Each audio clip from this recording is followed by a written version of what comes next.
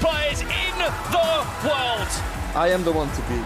I consider myself to be God. And every single person is on their feet. We are about to absolutely light it up. Every time there's a trophy on the line, I'm way better than everyone else. One of the best we have ever seen. Your FC Pro Open champion.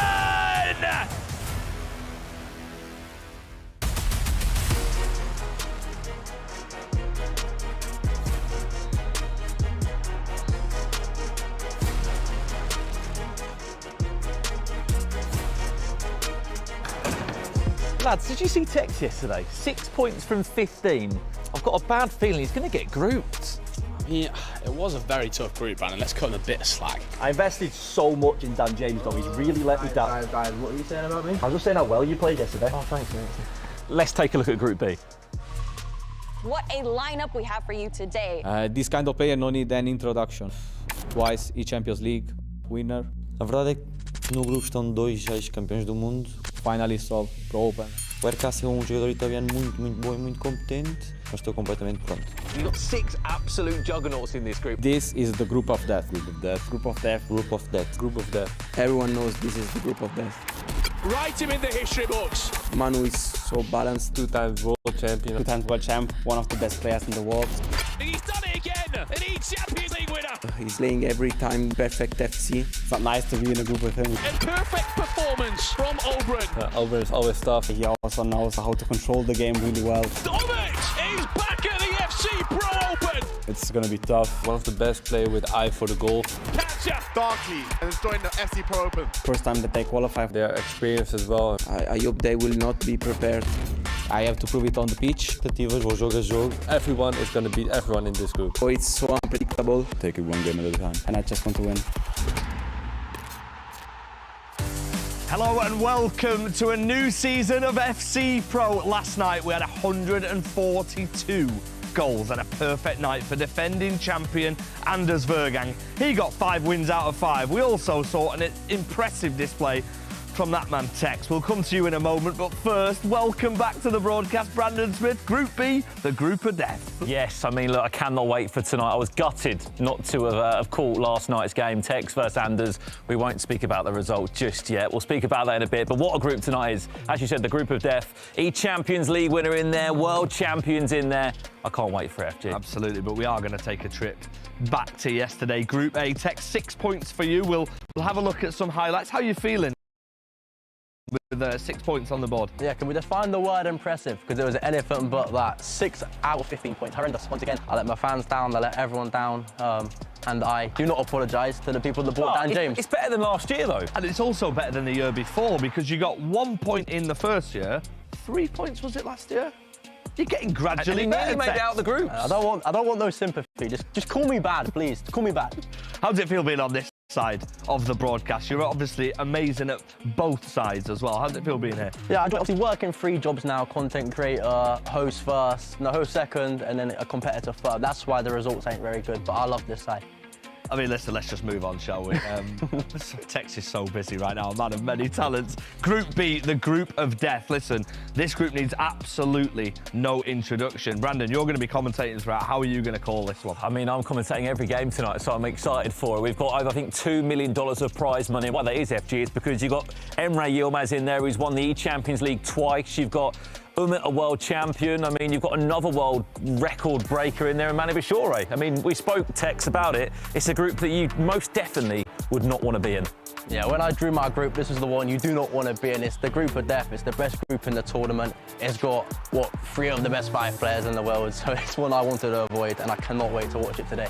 And on top of that, FG, we're not even speaking about Caccia, Darkly, maybe an unknown player, and more importantly, the runner-up of the FC Pro Open last year in Obrun, who still doesn't get the credit he deserves because he hasn't got that piece of silverware. But we are honestly in for such an incredible evening here in London. I mean, quick question for you, Tex. Would you rather be in your group with Anders yesterday, who played the perfect game, or this group? Oh, the group yesterday. There's no bad players in the group today. Everyone is so good. And yeah, as I say, I'm excited to get in on the action. Yeah, we are super excited for this evening. Let's welcome to the stage some of our players from Group B, all of our players. In fact, me and Brandon will do that. Let's do that right now. First out, presenting his new team, Exceed. Having Beating Sharif in the global qualifiers, it's Caccia.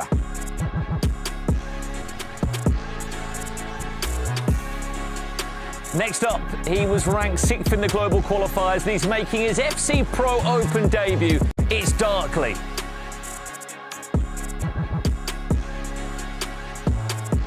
He's yet to miss an FC Pro Open, one of the most consistent competitors on the scene. It's RB Leipzig's Umut.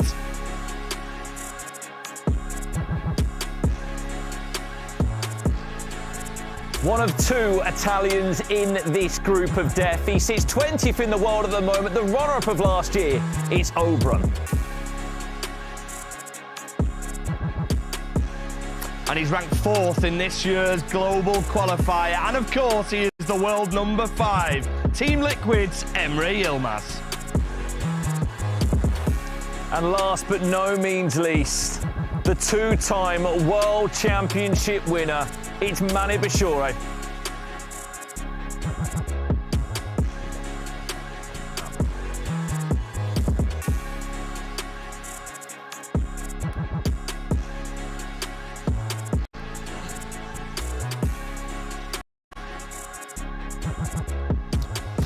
Yeah, welcome. I've made my way over to the analysis desk and look who's next to me back again 2 nights in a row. Harry, welcome back to the broadcast. Can't get rid of me at this point, can you? How you feeling? Group B, group of death. We're in for some impressive night ahead. Yeah, we are. This is a much harder group than yesterday. As Tech said, he would have rather have been in the group that he's in than this one, and that one had Anders as well. So, and it's only right that we touch on the FC Pro Live promotion, which is out right now in Ultimate Team. You can see the players in action alongside their items. Who's standing out for you? I'm not going to lie, I lose 100,000 of coins weekly, and we've not got Ryan Pessoa here. So, I'm looking at someone cheap, someone with less risk. So, you Wijnaldum, who's got Incisive Plus, obviously, is with Yilmaz, and then you can't look past Xerxes for Manu Bashoure, but the others being... I would wait 2 or 3 games personally. I'm not going to try and predict this at all. Don't listen to me. Yeah, I mean, don't listen to me either, because I have gone all in, and I've looked at Xerxes, of course, with Manu Bashoure. You mentioned that you wanted a player that was cheap on the market. We make him around 50k-ish. Let's take a look at this item then, shall we? I mean, stats-wise, what stands out for you here? The thing that stands out is agility and balance are almost perfect to keep him at lengthy for his body type, because he's big, he's got that Enforcer Plus, he can... Oh, you can push me off, yeah. Shove all defenders out the way. I mean, let's take a look at his playstyles as well, shall we? Because we've spoken a lot about playstyles this year. It's a huge addition. He's got the Enforcer Plus. But I mean, why don't we just head up over here to this one? I mean, it's highlighted for a reason. That's what stands out to me, but something else stands out to you alongside this. Well, hopefully, people would have watched R3 yesterday, because they would know by now how to perfect your low-driven shots, which Xerxes could do, especially because he's got technical. And I can do this as well. And you'll see with most driven shots, people will technical dribble first into a low-driven goal.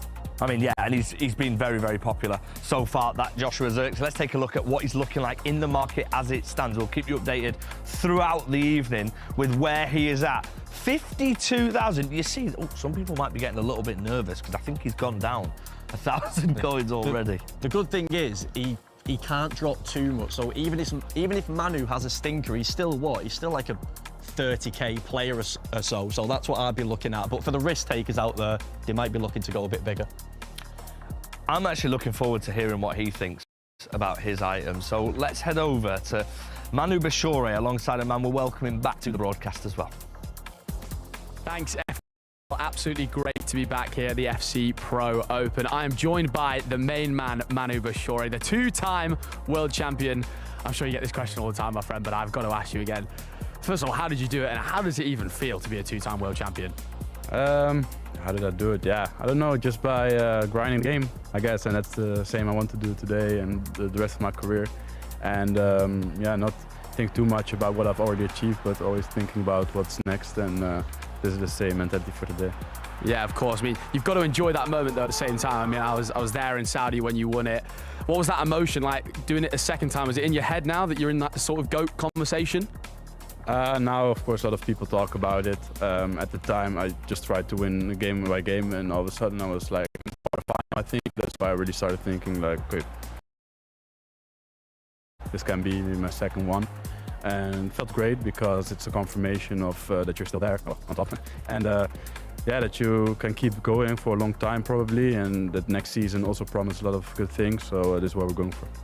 Absolutely. And then for tonight's group, of course, I really want to touch on your group. It's potentially the group of death. And as well, of course, we've got your teammate Emre Yilmaz in there. Talk to me about that game. I'm looking forward to seeing that one. How do you feel? Have you guys spoke about, with each other about that game yet?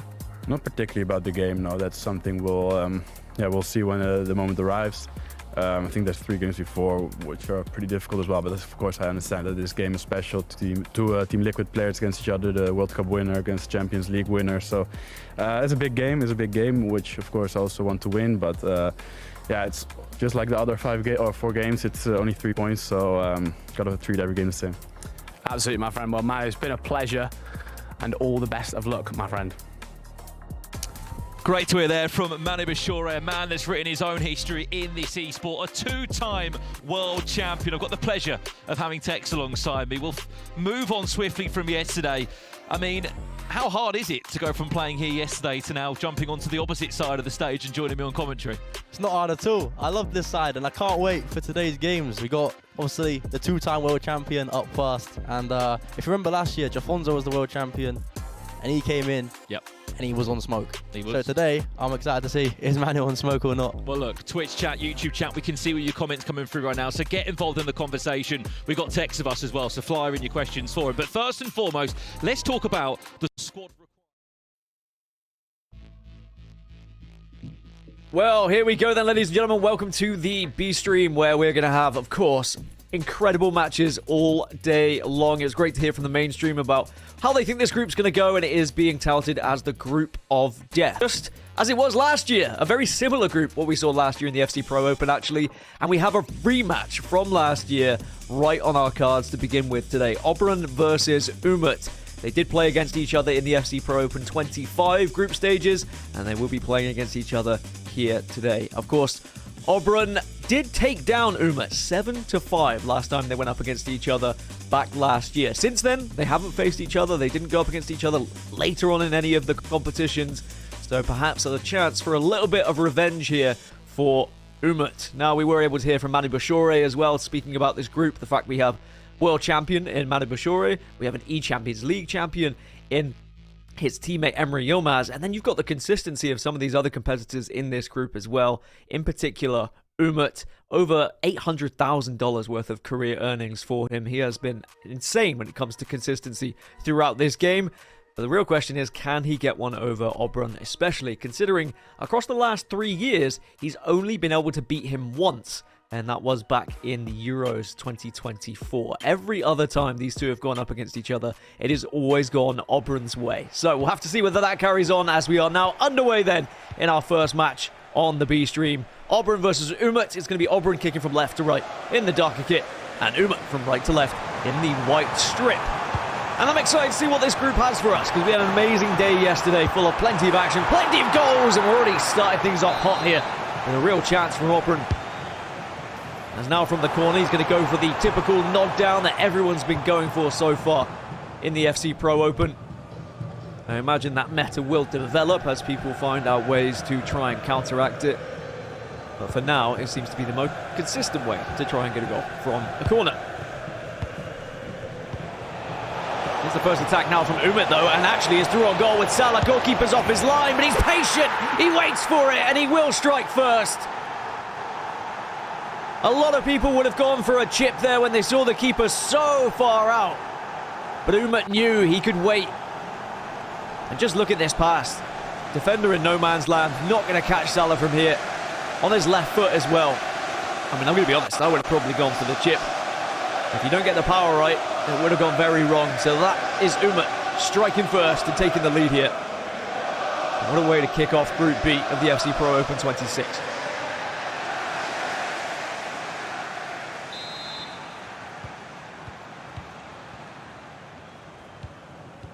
So how does Obrun respond to that? He had his own chance right at the start of the game. Ended up with a corner, couldn't do anything from it. And sadly, that can be the downside of corners as well. You are so vulnerable to that counter-attack. So I do wonder whether we'll see maybe a little bit more of a passive attempt at corners instead, playing it short, trying to work that play instead of going for the direct approach and leaving those gaps in the back. Here's Pina. Twisting, turning, low driven to the bottom right. Umut probably thought he had it covered, but that is the danger of Claudio Pina.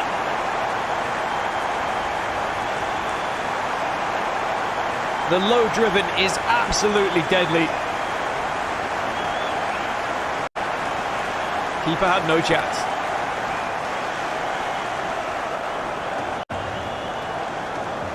Not too much of a reaction from Umut though. Doesn't seem too disheartened. You know that that's always a possibility when Pina has the ball in the box.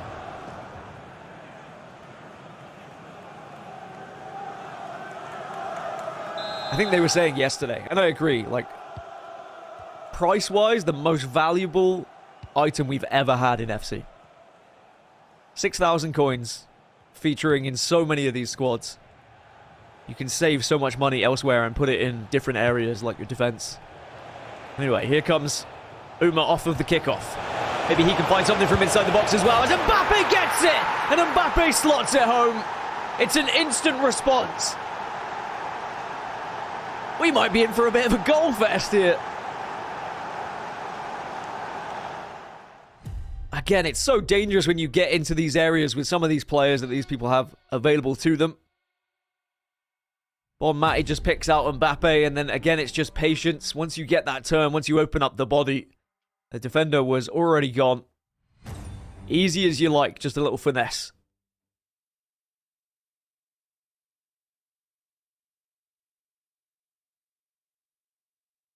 Oh, what a start to our morning we've had. I say our morning, it's evening. But as I'm sure we're going to have a lot of goals and a lot of action, not just in this game, but in general today, as this group just featuring some of the best players in the world. Nice long raking through ball to the left-hand side to Mendes. Does hold on to it as well. He's going to find one more. And this tiki-taka passing is working, but the ball just getting nudged out by the goalkeeper here. Here's another attempt at that corner to nod it down, but now you're vulnerable once more to that counter-attack. This time Umut is just going to take his time a little bit. Didn't have the same kind of players bursting forward as he did before.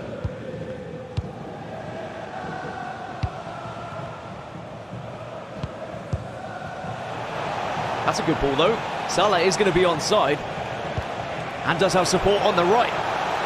Reinders, can he get the cut back? He can, but too many defenders and too many bodies in the way in the end. The other side, Mbappe trying to break through, and I think that was probably just a bit of a button mashing, trying to get the tackle, and instead wins the ball and clears it.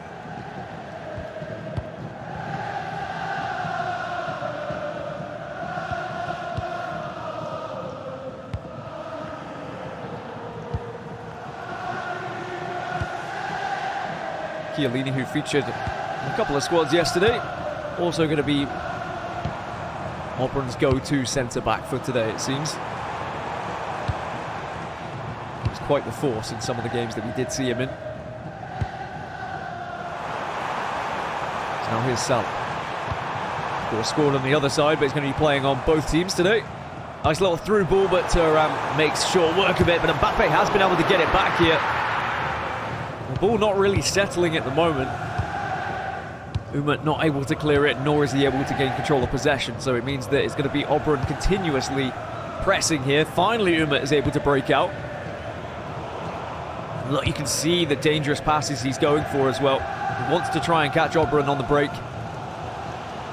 Quick first time through ball, which when they are completed, boy are they deadly.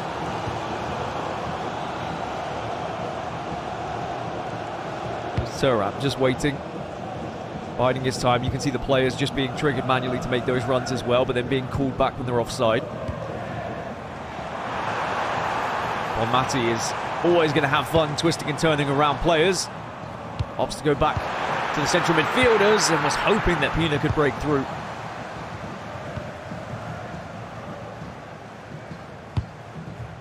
And now it's Umut's turn. After a very explosive start, it has settled down a little bit in terms of chances.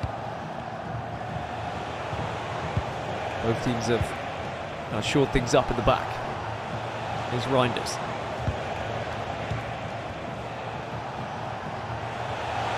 Maybe looking to see if he can get a pass into Mbappe again for the same kind of shot, but instead opts to go for Pina and didn't need to pass. I don't think he realised that the defender was going to be so far away in the end and have missed the ball. And that was a potential goal-scoring opportunity, but he was already one step ahead, as a lot of these pros always are, thinking about that final product. And sometimes you've already pressed that pass button by the time you realise there's no defender there. That was definitely a big opportunity for Umut. Obrun will know about it as well.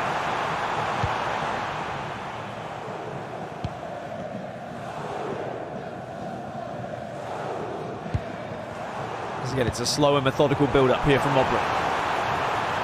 Mendes going to be the man to watch on the left-hand side. He's going to have to probably recycle a little bit. Does go out to Bonmati.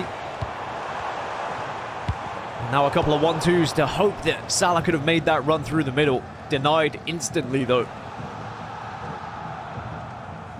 And you can see how hard these players have to work to try and get through defence.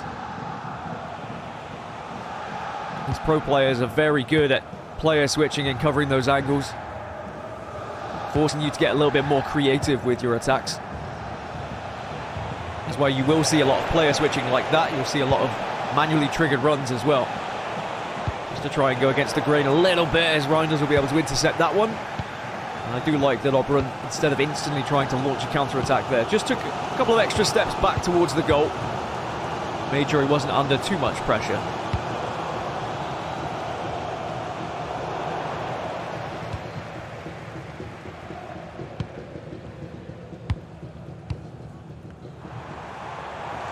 Left-hand side could be the target again. Mendes making the run, but instead just keeps moving forward with Kylian Mbappe. Oh my goodness! I mean, that one, it felt like it came out of nowhere. He was given space, keeps coming forward. And then says, why the heck not? The run from Mendes just means the defender had to kind of worry about it, was able to step forward. And he just sees a gap here and somehow is able to let rip from the edge of the box. And we're all tied up, 2-2 then. Headset straight off every single time from Obrun. It is really interesting seeing the different kind of features that players have. And Obrun likes to get that headset off, have a little quick chat to anyone. Maybe just refocus, soak in a bit of the atmosphere. And then it's headset right back on. Of course, there are plenty of other games happening at the moment. 2 other games to be precise. I guess there's not plenty. There's a couple. Can Umut strike back straight away yet again here?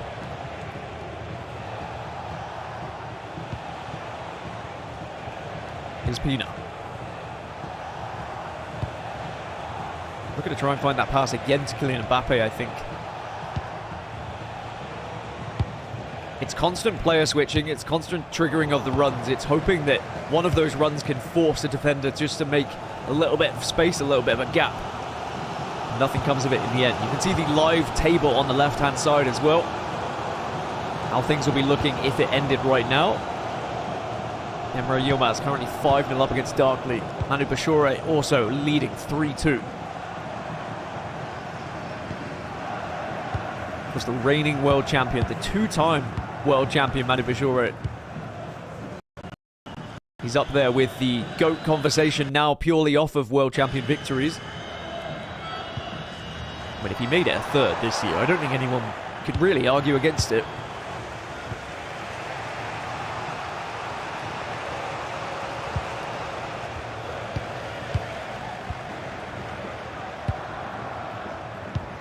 One minute left then of the first half before we get into added time. It shouldn't be anything more than a couple of minutes. Yeah, just a single. And Obrun will just happily hold on to the ball here and maybe launch one last attack to see if he can get anything before half-time. has to go forward now. Will continue to go forward, and it's going to be the left-hand side is the target with Kylian Mbappe. Does fight the ball into Reinders as well. Just gets shoved off the ball by Jaap Stam, and that will be the half-time whistle. And it's going to be 2-2 then after 45. Even Stevens. In what was a really hot start to the game with goals left, right, and centre. But then it really slowed down, became very methodical between these two. And there's an out-of-the-area shot from Obrun that was able to find that equaliser. And really, if you look at both goals Obrun scored, I think Umut will say, you know, on another day, my keeper might have saved both of those. On another day, my defender might have just got a leg to both of those.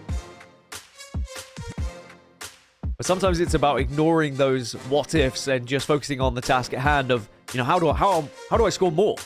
Sure, I've got 2 goals of my own, but could I have had 3?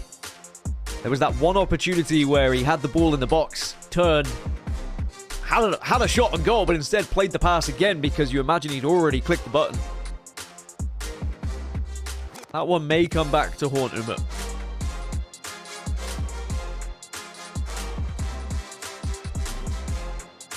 You see Obrun very vocal with his coach, trying to work out how they're going to break down this Umut defense. And this is what I was talking about, the differences between players. It's a very vocal conversation between Obrun and his coach, but on the other side for Umut, it's focus, it's still heads it on, it's the task at hand. And a lot of it does come down to player preference, how you stay focused, how you stay locked. Because otherwise, all it takes is that mind to wander for a few seconds. Take your eye off the ball, quite literally. And they can be through with a chance on goal. As we are back underway for the second half then of our first matchup of the day here in Group B. It's out with the Group of Death.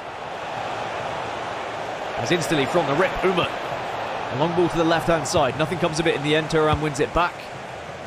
And now Obrun can try and launch a counter-attack here. He's going to just manually switch over to Pina. Salah's going to have help here. Maybe he can play the through ball to Reinders, but instead he's just going to go back to Thuram and recycle. You can see the pressure that Umut is trying to apply. Another second player pressing. Salah does find the ball back, but Chiellini's there to deny it. It will go out for a corner then. Will Obrun opt to play it short here? He will. Hasn't really found any success from playing it into the middle. Is going to get a free kick though. So will he opt to maybe try and go for a header this time? Chiellini is there. No. Plays it short. Recycles. And again, I think that goes back to what I was saying earlier about the risk and reward. We've already seen Umut score from one counter-attack already today. And when the game is this close, perhaps you're not taking that risk just yet, as Pina will get the ball! Pina will get the low driven, and Pina will get the third goal!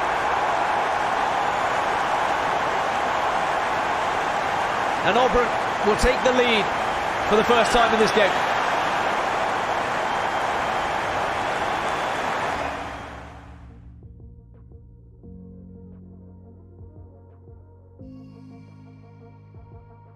I mean, what a goal it was as well.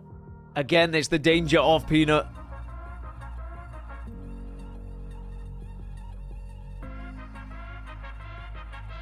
And now Umut's going to have to dig deep. Again, he's going to go back to what went wrong earlier when he was having those chances. Wasn't able to put them away.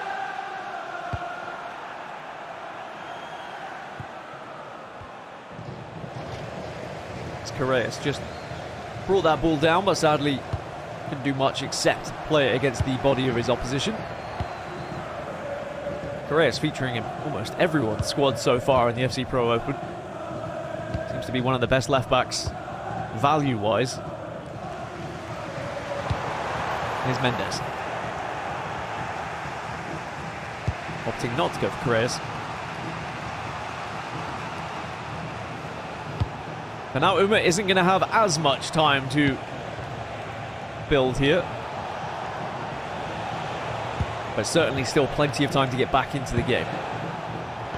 Well, Matty couldn't hold on to it. He'd already play a lot. There's been a few things where I think Umut is thinking one step ahead of the game, and it has kind of gone against him a little bit. Bonmati again. This time, can you play lock and get the pass off? Does find it to Pina, but Chiellini, a brick wall in defence.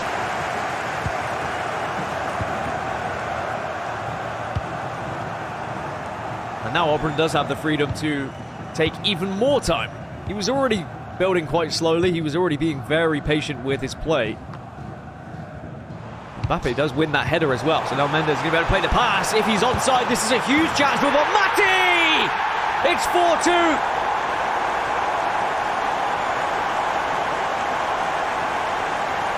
And what a ball that was. Excellent vision from Obrun here. We take a look at it again.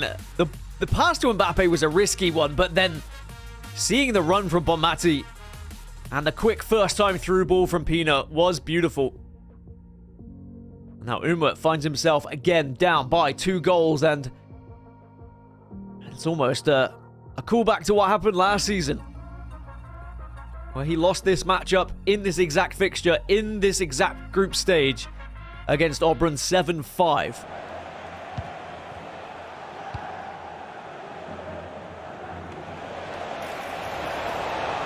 Can Umut get something right off kickoff? Needs it. Needs a lifeline here. Needs a little bit of a confidence builder. Maybe it can be from the corner. It's quickly taken. Headed down. Anyone on it? The answer's no.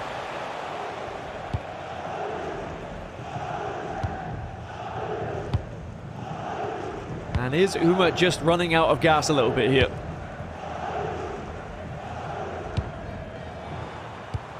Salah now.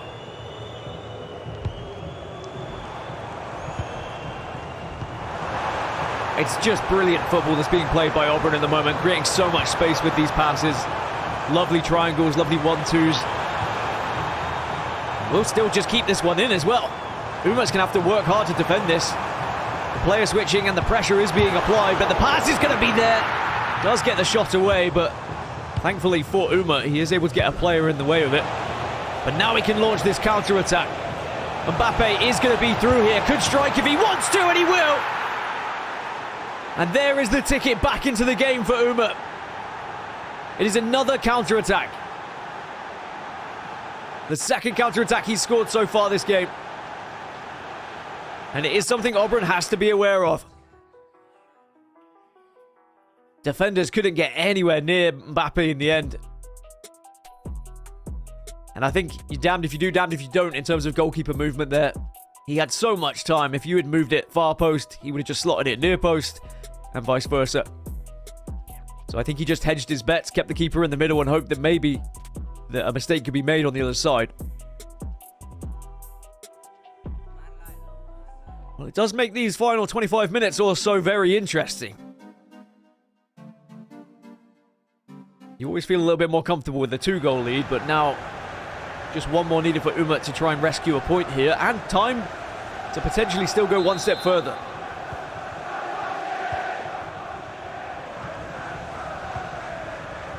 And whilst I wondered if maybe Umut had kind of run out of ideas, those counter-attacks are always going to be prominent.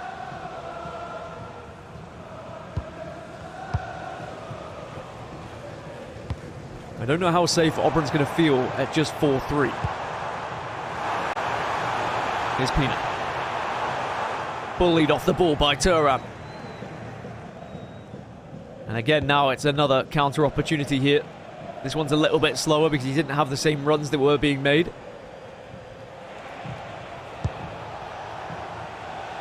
It's good ball control in the middle of the pitch, though. And there's that attempt at a first-time through ball. Obrun was wise to it, though. Just look at the speed of which Obrun is passing the ball around, making it very difficult for Umut to really try and track. Does track that one, but tries to quickly get it away and go for the break. And that's what Obrun has to do. If he does lose the ball, he needs to be making sure that he is very quick to try and cut those lanes to the wings, so that the same kind of counter-attacks can't happen.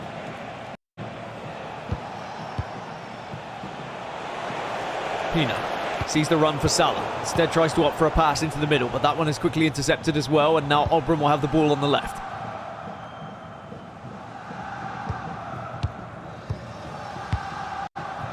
Every game in this group is an important one. I know that sounds like a stupid thing to say, but there is no easy competitor that you're going to be going up against here.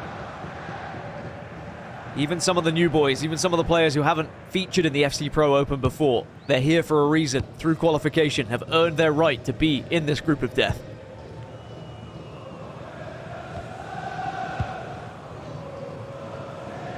And for Umut, even a point would be massive here.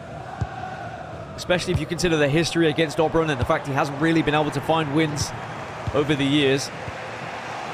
That's a great ball though for Umut. Especially if he's onside, which he will be, but no, he's not. That was a late flag. That was a very late flag. I think Umut thought he was on as well. His eyes darted to the bottom left-hand corner just as mine did. Assistant did not raise his flag very quickly at all. False hope was given.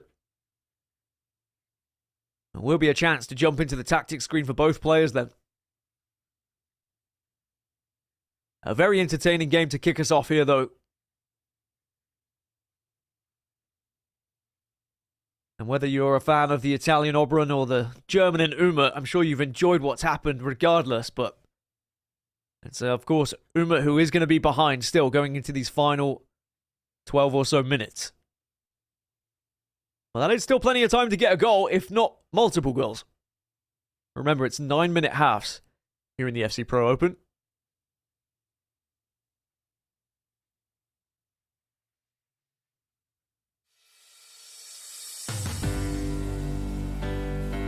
More discussion from the coach. The real question would be, is it how do we defend this lead or how do we increase this lead? Pina tries for a little dink through ball. Doesn't work. Closing in on the final 10 minutes of this game then. Salah stretches his leg down the right. Mbappe's calling for it in the middle. You don't really want to risk that one. And then Mbappe on the other side tracks all the way back to win the ball. And now there is a counter, but Carreras is going to be there. And now it's going to be a counter upon counter here. Plenty of bodies forward for Umut. Pina plays one back, and it's going to be a goal! It's going to be the equaliser! And Umut has worked so hard there. Did Obrun maybe give him a chance by giving that ball away and tried to get that counter-attack a little bit too quickly? Especially as we're going into those final 10 minutes. But Putellas, on the pitch recently, a new substitute comes in and makes an impact.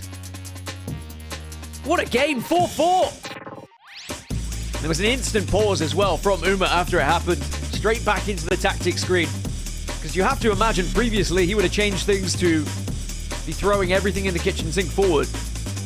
But now at 4-4, I mean, you're probably fairly happy with a point. But you also don't want to leave yourself too vulnerable by throwing everything forward to try and get a fifth. Obrun doesn't look particularly happy about the goal that went in.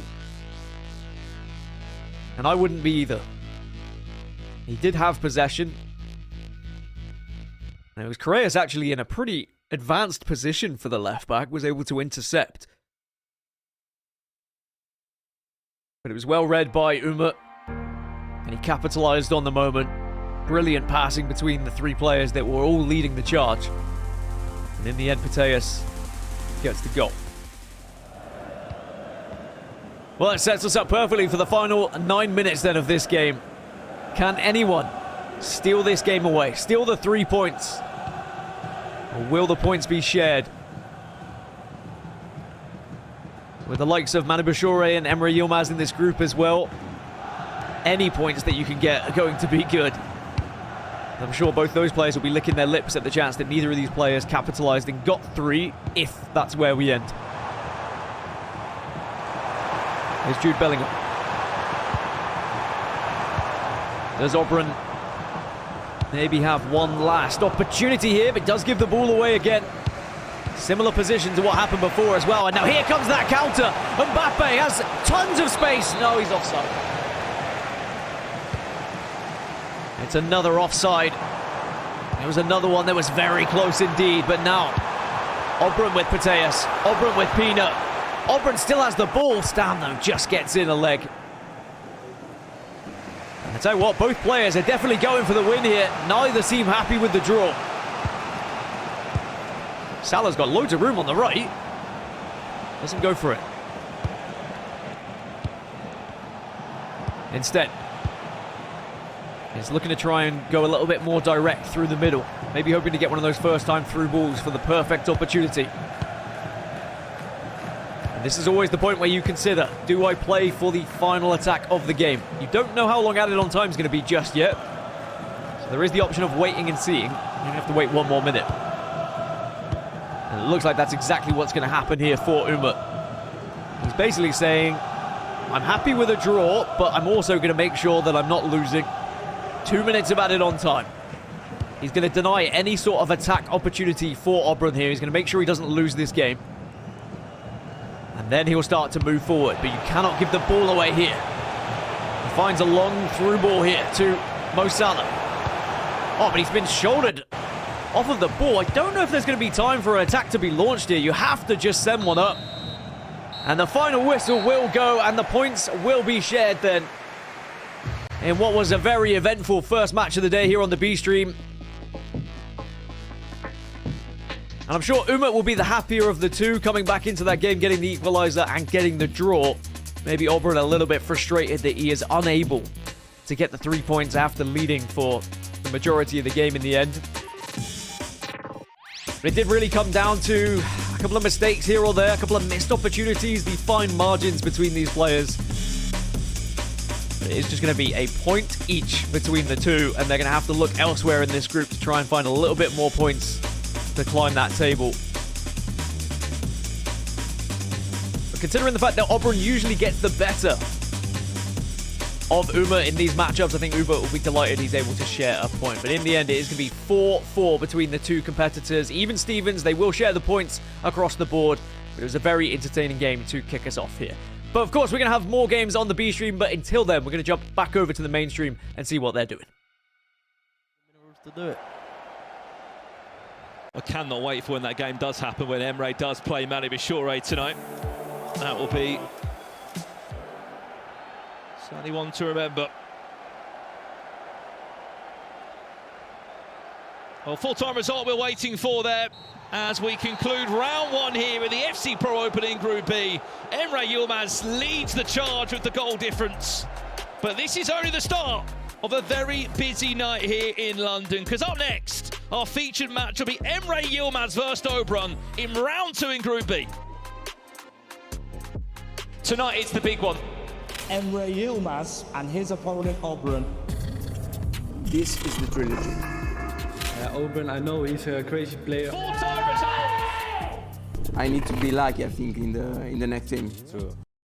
You agree? I was lucky against yeah. True. Winning 4 games in a row, but I knew Obrun was very different than other players. Draw like last year. Yeah, we said 2 draws. Maybe 2 draws, I don't know. Maybe not. We'll see. It was good for me. 0-0. He already knows, he beat me. So I don't know, you need to give me advice. Just too little, too late for Emre. Yeah, maybe the best man would win. Yeah, I agree. Let me lift this trophy, bro. Let me lift. I also didn't lift it, so...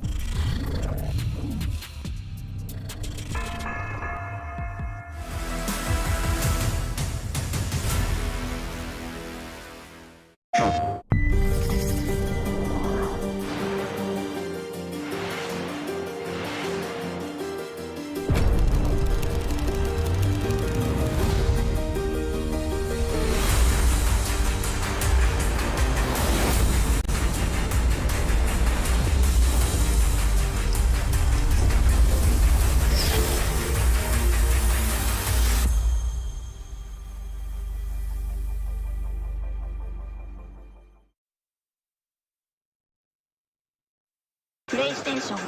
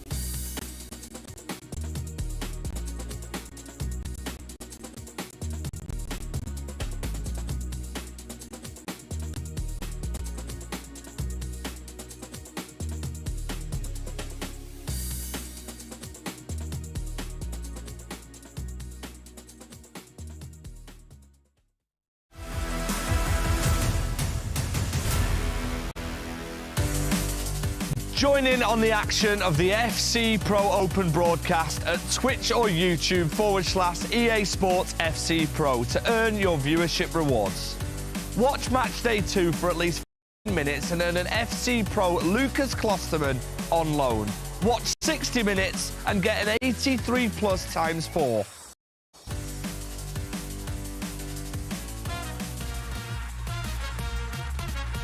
Wow, what a first round we have just seen here in Group B. Myself and Tex here to dissect what we just saw. I mean, first things first, there's only one place to start. Manu Bashoure on absolute fire. We can take a look at the match stats behind us on the graphic on the screen behind us. It was 8-5. At times, you thought the game was going to be a little bit closer, but Manu showed his class, didn't he? Yeah, to be honest, when it went 2-0 in, 5-10 minutes, I thought, Caccia could be getting battered here. But he did well to pull it back.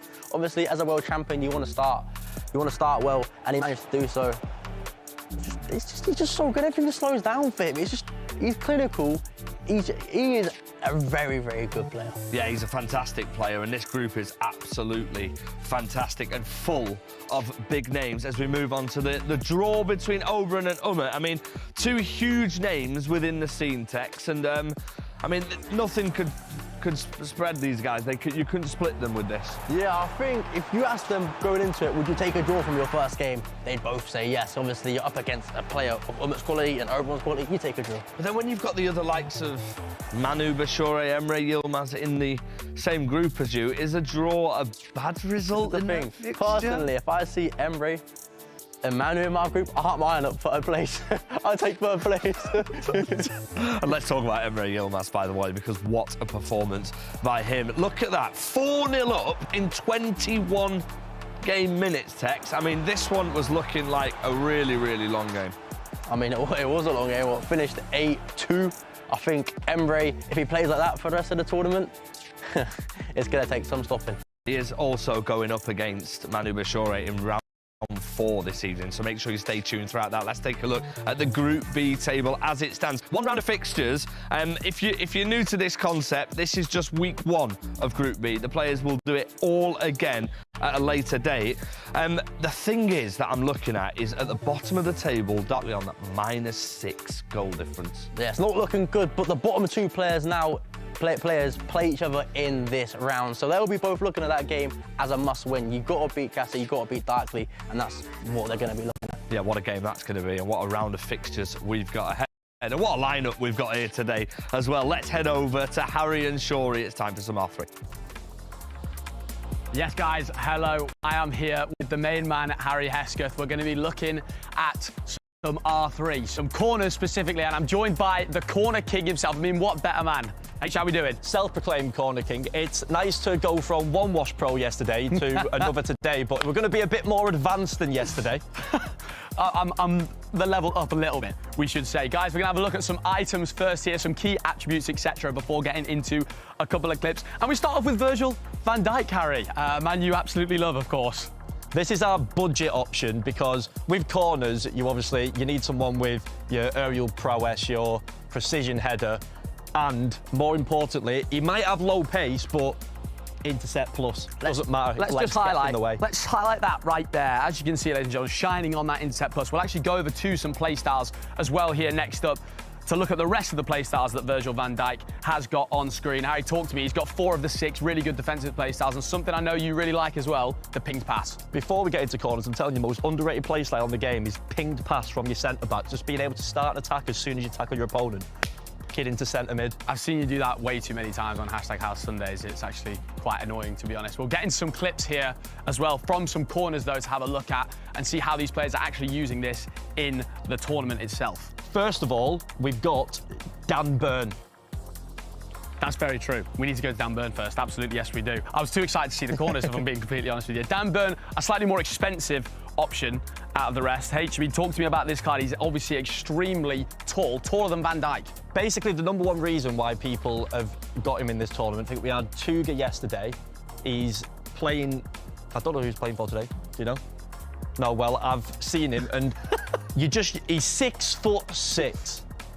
So you put him back post on them corners, he is not missing a header, and he'll head it down for anyone to score. Yeah, the player locks are at another level at the back stick with him. Of course, 5 out of 6 of the defensive play styles is just absolutely outstanding from Danvers. And now we are going to look at some corners. I got too excited the time before seeing the expensive option.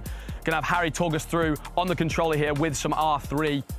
So important to note here, right? If you've got someone with a silver play style set piece, you don't do it full power. You power it about 3.5. You need to have your best header of the ball assigned to your back post corner. You'll then swing it in. If we get the clip rolling here, we will see Pinner with the dead ball silver. As soon as it's swung in, you will play lock, R3 and L3. As you can see, the player lock just here. And then you'll flick your right stick to the right to Mbappe in this case. It always needs to go to your person on the edge of the box because they're pretty much always unmarked. You will take a touch and more often than not, you will finish it into the far corner. And how difficult, Ari, is it to defend that on the edge of the box? It's pretty much impossible. Here, you've got left footer Salah on the left because you want left footer left, right footer right. When you've not got set piece silver, you want to go full power. Absolutely smash that square button into smithereens. Send it to the moon. Player lock straight when the ball comes in. Again, edge of the box, you're not marked. Touch, far post. Absolute bish, bash, bosh, Harry. Well, I mean, that is some excellent analysis. Of course, you are the corner king. I am the corner king. king. You say self-proclaimed, but I say the actual corner king. Guys, before we get into the next set of fixtures, though, we are going to hear from last year's runner-up, Obrun. My name is Obrun 2002. I was finalist in the FC Pro Open 25. I think that in Pro Open I was the best player in the world. So I was happy and I thought that was maybe my chance to lift a trophy. Here we go. It's the quarter-final stages. We got FC Pro Open, the Italian Obrun and Jafonso. I played one of my best level ever against Jafonso. I think I did one of my perfect game. Cole Palmer on the finesse, and he is playing superb FC right now, is the Italian. Against Levy was an hard match. Semi-final number 1, Obrun takes on Levy David. But I was, I think, a little bit more clinical than him, so that's why I won. That is incredible! Obrun is in this year's FC Pro Open Grand Final. I always love to play against Anders because I thought that I could beat him. Obrun has been my kryptonite for years, so I hope it's time to get the revenge on him. Grand final time in the FC Pro Open. One of these two will lift that FC Pro Open trophy. I think that I was lucky, especially in one goal, but then I was, I think, a little bit unlucky in the second, so it was equal, I think. Cole Palmer steps up from the free kick, and it goes in! What a grand final we've already had! You cannot live with if, but if Palmer scored, that could be a turning point of that final, but Palmer missed the shot. 5 in-game minutes left. Decisions are everything. Massive chance! Missed! It's not easy against Anders to be brave. I played with a lot of courage. I honestly, I'm really proud of that final. Anders Vergang, FC Pro Open champion. Maybe I can win the Pro Open this year. I think just be brave. Welcome back, everyone, to the B stream where we have quite a mouth-watering matchup for you. We've got Manu Bashoure, the reigning defending world champion, going up against Umut, who they know each other very well. They have been able to compete against each other for a couple of years now. And interestingly, Umut has never beaten Manu Bashoure. But I said the same about his previous opponent, and he was able to sneak out a draw. We'll see whether he can do the same here against the world champion, the 2 times world champion, should I mention. And Manu Bashoure definitely up there with one of the greatest FC players of all time with 2 world champion victories, that is for sure. But can he still find success here in FC 26? And can he find success here in the group stages? He's already looking to try and launch an attack, but is going to be intercepted, but will go out for a goal kick in the end. The last time these two played against each other was, and actually it was at the Morocco Gaming Expo, and it was a game that ended 4-4 in the end. But before that, it was playoffs back in 2024 where Bashoure beat Umut 6-3 and 5-1. But of course, different game, different results, different play styles. It all can change from one title to another. And maybe Umut after his initial game, has learned a few lessons here and there.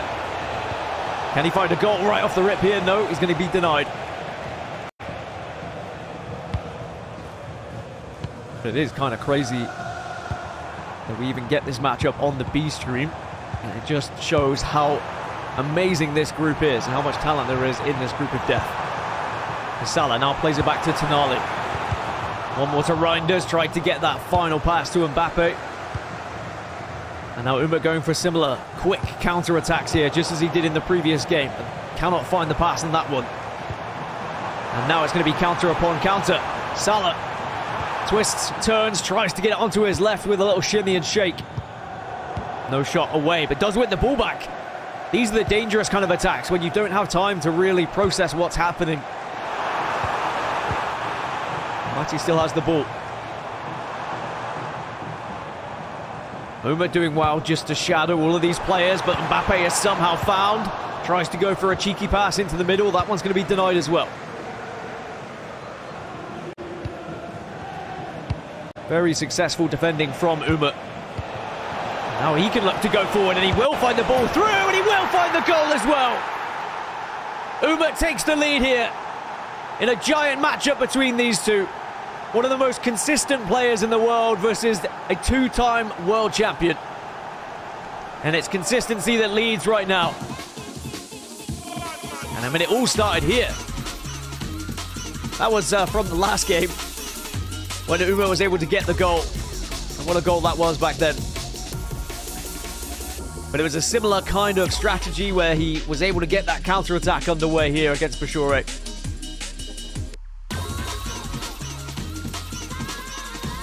Now the world champion is going to have to answer back, which is not something that he is shy of doing. It's happened many a time.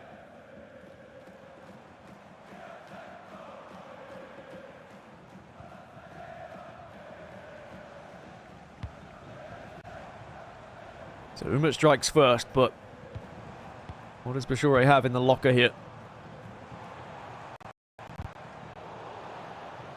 Being pressured though. The midfield of Umut is really causing a problem as it drops back. Does win the ball back once more though into Claudio Pina. One more to Mo Salah. Oh, it's going to be a good save from Casillas. Show me something special from the corner. Nodded down. These really aren't working. I will say I've seen about 15 of them now in the last couple of days, and only one goal from them. And whilst I get it has become harder to score corners when people know how to block, they know how to put those defenders, surely there's another routine we can be going for.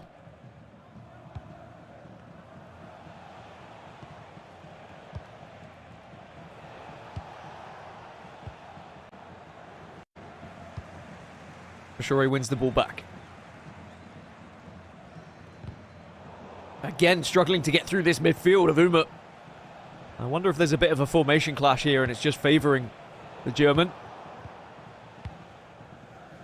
Of course, you can see on the left just how things are standing right now, and also the games that are happening elsewhere as well. Darkly versus Caccia, 1-1. Still 0-0 between Emre Yilmaz and Obrun. Again, another rematch from last year because Emre Yilmaz was also in the same group. Now Umut coming forward slowly but surely, biding his time, forcing some sort of defensive mistake, forcing players to come out of their hidey holes, but in the end it comes to nothing. Has been a goal. Emre Yilmaz takes the lead against Obrun. And Darkly's just taking the lead against Caccia. That does mean that if it ended like this, Emre Yilmaz would go top of the table. Can Bashoure find anything? The answer is no again. He's trying to just sneak some of these balls through, but Umut has been wise to it every single time. Now Bonmati to Reinders. Pina tries to play a long through ball to Mbappe. Does find Mbappe as well, but has to cut it back to Bonmati. One more to Reinders. It's going to be blocked. It's good play from Umut, but even better defending from Bashoure. Umut wins it back again. Bashoure really struggling to get out of his half, and he might be struggling as he's going to go two behind now. That's when he wins the ball back. Umut makes it count this time. You are not missing from there. And what a response after that 4-4 draw this has been for Umut. What a ball. I mean, Bashoure takes the risk by bringing the defender out. Maybe thought like, anyway. And Mbappe, could it be a third? Defender does just enough. Mbappe, could it be a third? Defender does just enough.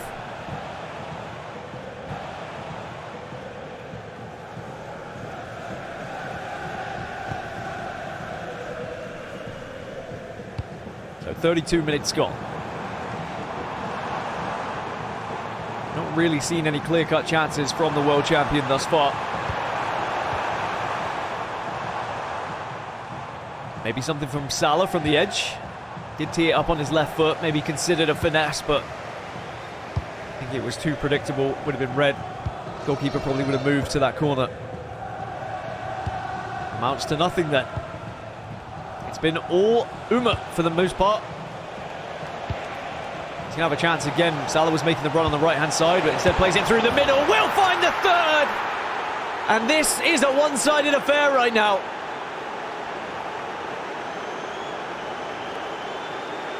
Umut has sprung to action after his first match, which was ultimately going against him before he found an equaliser late on in the game. And now it seems like he is very much woken up.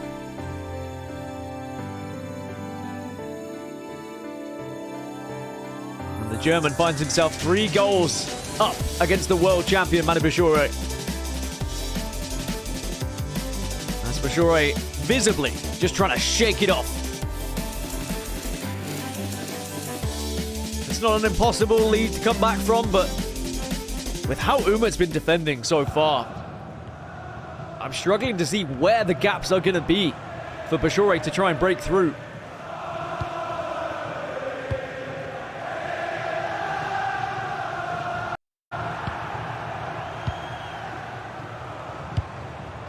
Need some magic from the world champion.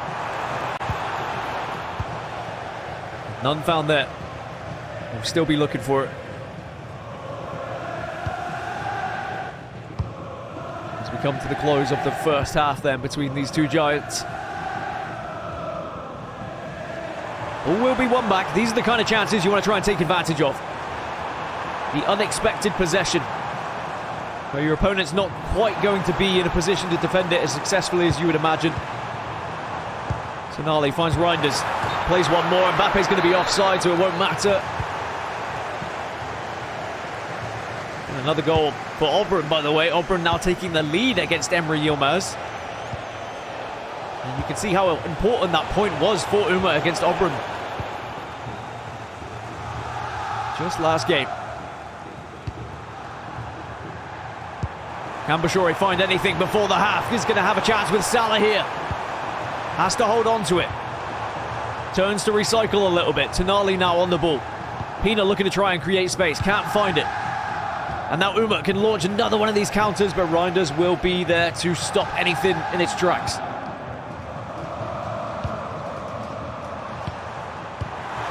One last attempt of the half, it would seem. Pina will slot it home. And Bashoure will find his opening and will make a game of it.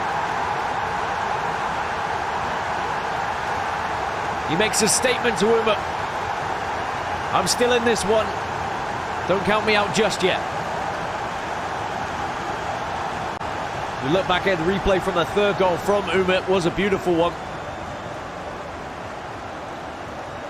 Bashoure gets his goal back. The question is, does he get another chance before half-time, or will Umut deny that?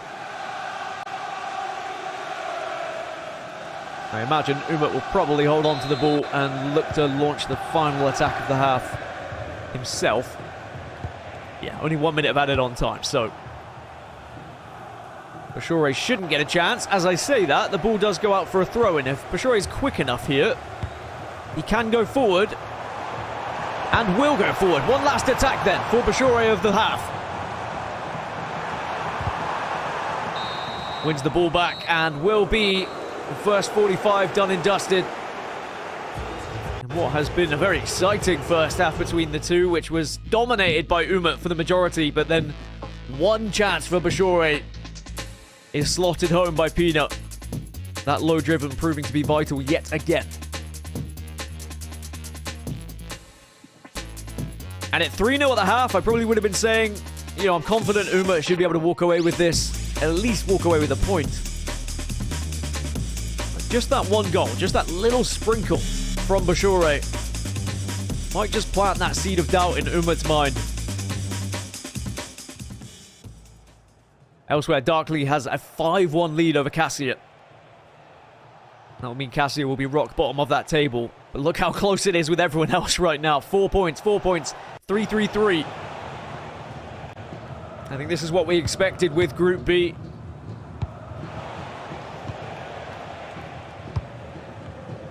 So what does Bashoure have in the second half then? He really has been hassled and harried in that midfield. So I wonder if he'll try and employ a little bit of a different strategy going into this second half. As I say that, Reinders steals the ball away. And now we're going to see a counter. The player lock was interesting. It somehow worked out, though, for Umut. Still marching forward. Still finding space. Still finding passes. Maybe not quite finding the goal.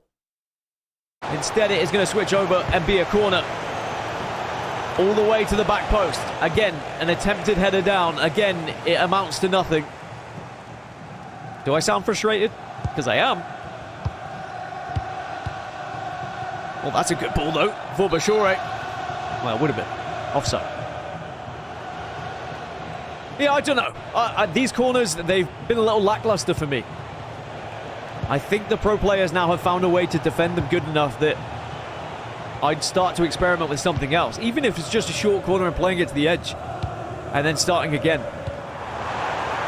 That's a ball. Here's Salah. It's another offside, though. Another late flag, may I add.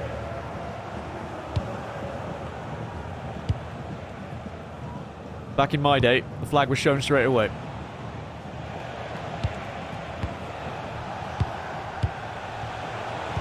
Here's Peanut. There's one into Mbappe. Oh, that's a beautiful ball. Oh, no! It's hit the post. It should be 4-1. He deserved it with that ball, and now he might be punished right at the other end. This is FC in a nutshell. It's football in a nutshell. You do something one end and then you get punished the other, but Umut is able to hold on and deny. He was punished by the precision shooting, just couldn't quite hit the target. Now here's Salah. Into Bonmati. Mbappe gets past one, tries to get past the second. Starts to have a merry little dance in the box, does beat both players, plays it across, but Militao. He's big and a presence in the box. Umut really looking to try and reinstate that 3-goal lead. And he really should be 3 goals ahead if it weren't for the upright.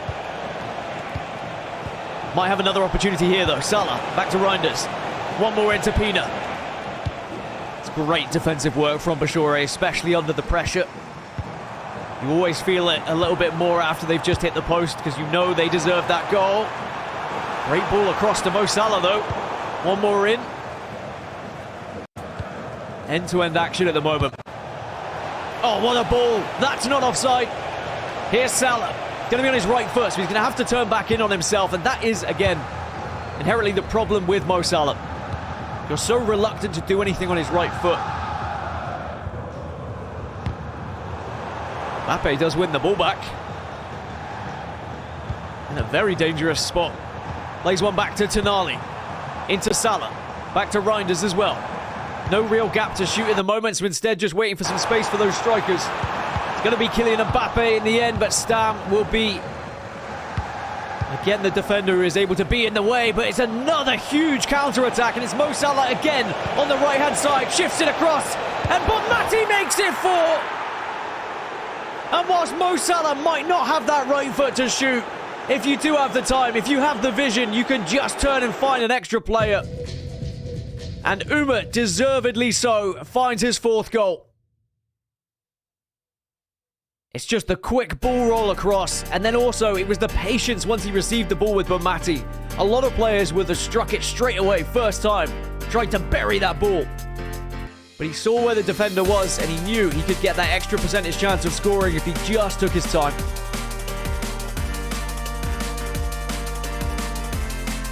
And I do wonder now, is there enough time for Bashoure to find 3 goals to get back into this one? Remember, the last time they faced up against each other at the Morocco Gaming Expo, it was 4-4. Could Bashoure repeat that result by somehow getting 3 goals back in the latter stages of this game?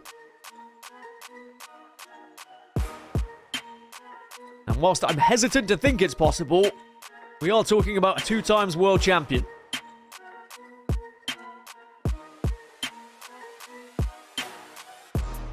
If anyone could do it, it would be him.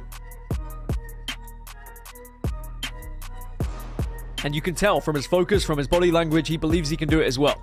He doesn't think he's out of this one just yet. The game can very quickly turn on its head if you can get a goal from this kickoff. Suddenly 2 goals in the last 30 doesn't seem too difficult. I'm sure there will be a lot of tactical changes, though. This is when you start to bring on maybe some fresh legs and also a formation change where you can look to try and throw everything forward. 26 minutes left on the clock. As I said, a goal from this attack. And it's certainly still possible here from Bashoure, but unable to get that pass. Does win the ball back, but it is going to be called back for a free kick. And for Umut now, this is where you need to start looking at that clock. This is where you need to start holding on to the ball a little bit more. Take that extra pass. But if the gaps do open, of course, take full advantage of them. Speaking of the gaps, they are there, but that's a brilliant challenge from Militao. Blue shirts flooding forward. This is the danger when you do start to throw everything. You're going to leave huge gaps at the back, and it's going to be called back for a free kick. That's bad news for Bashoure. Emre Yilmaz versus Obrun, 3-3. So this would be a huge victory for Umut. It would put him joint top of the table.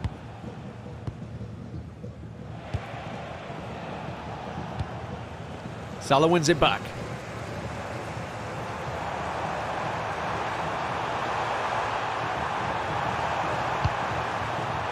Goal now still would be possible. Mbappe on the turn, and he finds it! There is your ticket back into the game. And he's so excited, he's covered himself in water. Don't worry, we've all been there, folks. Those bottles get you when you least expect it. Brilliant goal, though, from Mbappe and from Bashoure. Just dab that one up. Oh, no slow-mo replay of the water? Come on, guys. Well, 4-2 going into the final 20 then. And remember, Umut was in a similar position on the flip side. He was the one who was 4-2 down in the previous game, going into the final moments. So he knows that this one could very quickly slip through his fingers if he's not careful.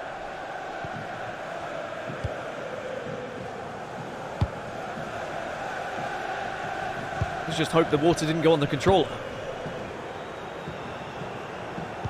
I'm sure there would have been a longer pause if it did. As now here comes Umut. Space on the left.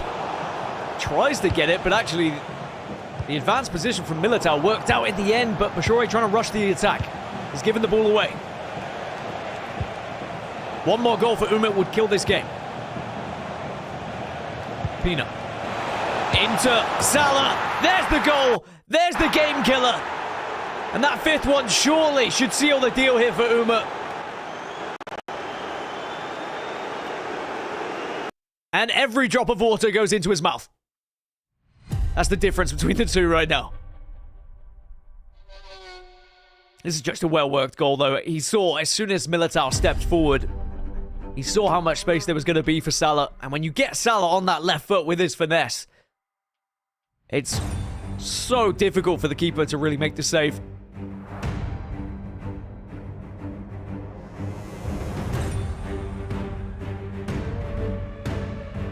So it looked doable for Bashoure. 2 goals in 20 minutes, but now 3 goals in 15.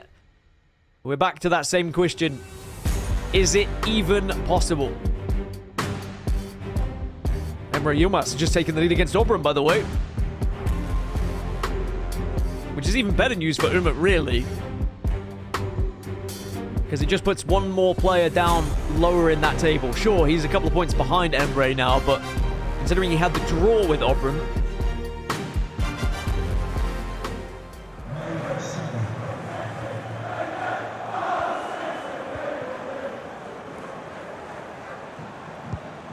14 minutes, 3 goals. Is it possible? Can he start something here? Valverde still has the ball, does find one more pass as well. Mbappe! It's 5-3! Don't count him out just yet. Do not write off the world champion just yet. And maybe I already did.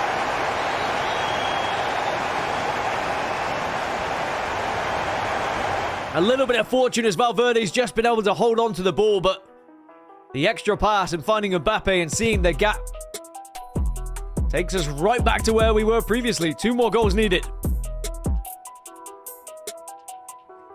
Again, I still would say Umut is one of the most consistent players we have in the league. He has so much experience. 12 minutes left. You should not let a 2-goal lead slip, but we've seen it happen. Even when you try and hold on to that ball. Sometimes you can just get lured into those gaps and you're like, you know what, I maybe can find a game-winning goal here. And then you give the ball away, and then suddenly you concede one, and then suddenly it's only 1 goal needed.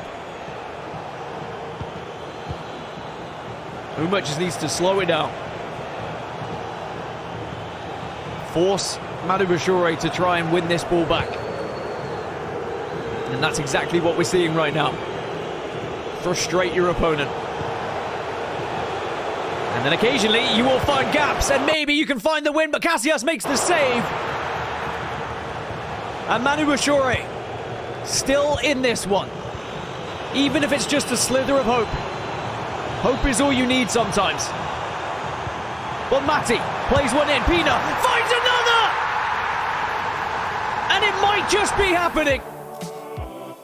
He is a world champion for a reason. 5-4 now. Can Manu Bashoure somehow, some way get himself back into this game?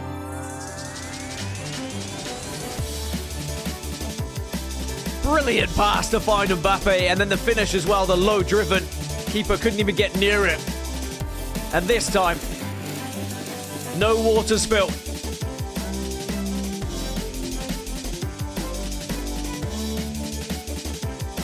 This is where the nerves start to kick in.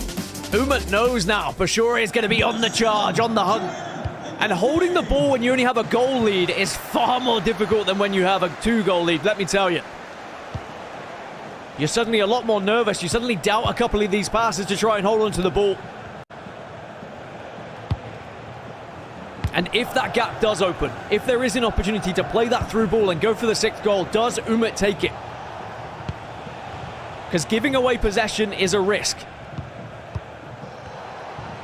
All Bashoure needs is one more chance to try and steal away a point from this game. Does go out for a throw-in. That's going to be more time eaten away. Into the corner with Salah, but he does run it out of play, and that will mean possession to Manu Bashoure.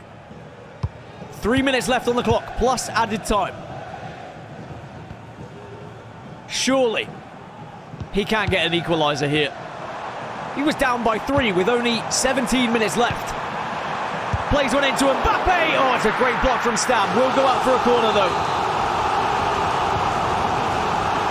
Opts to play it short. Trusts the process here.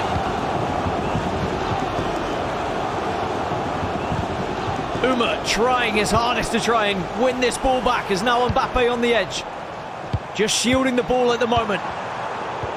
It would be a dramatic last-minute equaliser, but the ball now won back from Umut. 3 minutes of added on time, though. There could still be maybe one more chance for Bashoure here if he wins the ball back. And he is. Boy, is he trying. Ball goes back to the goalkeeper, though. And Umut just needs to hold on to it now. Manual pass over towards the left. Can't afford to make a mistake. Turns around, you can see the blue shirts flooding, but that over-the-top ball should do it. Final whistle, I'm sure, will come, and it will. It is a valiant effort from Bashoure to come back into this game, but it is Umut who wins 5-4 and takes the 3 points. What a match to have here on the B stream. And whilst I'm sure Bashoure will be disappointed he's not able to get back into that game, he can be very proud of the attempt. I think I was writing him out when he was down by 3, but that's why he is a world champion, because he always will keep you guessing in those final moments, but just couldn't quite get there. It was the early stages of the game from Umut that was able to really provide him with that victory. So final result, 5 in favour of Umut against the 4 of Manu Bashoure.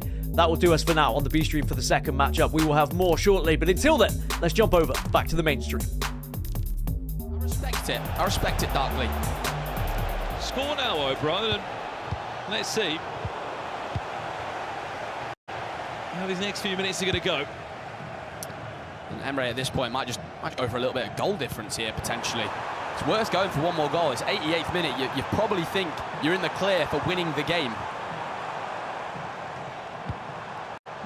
So impressive from being 3-1 down. He just never, ever lets his mentals down. And this is the outcome.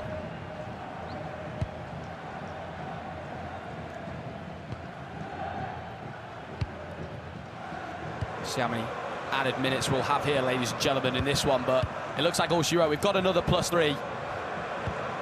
But I think Obrun will even know at this point. It's headed back to the keeper, Brandon, and that's when you know it's all she wrote. Well, that's going to do us by the looks of it for round 2 here on the FC Pro Open match day 2. Of course, this is Group B. This will be 6 points on the board for Emre Yilmaz, by the way. That will mean another upgrade coming through for him. It'll be the first +1 of the overall for Genie Wijnaldum. So only Genie Wijnaldum holders. Congratulations. There are a couple of upgrades coming your way to that item. Of course, one of the cheaper FC Pro items, but you know, don't look past it, ladies and gentlemen. Honestly, that incisive pass is such an important play style, as we see Emre Yilmaz wraps it up and gets himself 6 points out of 6, Brandon. Well, he is the front leader at the moment. Umut has just picked up his first win, and Darkly, bouncing back from an 8-2 defeat, ensures he bags 8 himself this game and gets vital points on the table, Sure. Yeah, absolutely amazing. I'd love to see that bounce back from Darkly. It was looking a little bit risky at some points, but ends up clutching up 8-4 winner. Nice bit of goal difference back for him as well after losing quite heavily the game before. As Tex was touching on, you know, the goal difference could be so important to determine who finishes where in these groups, how many games players are taking off each other. Insane stuff, Brandon. I'm excited to say that was goal number 60. We did get goal number 60. There we go, we got goal number 60. In round 2. Well, that is round 2 concluded. But up next, the games do not stop here in the FC Pro Open, because Umut takes on Emre Yilmaz in round 3, and it's up next. Hello and welcome to the shortlist. I'm Shori. I'm joined by the absolute legends, Emre Yilmaz, Obrun, and Manu Bashoure.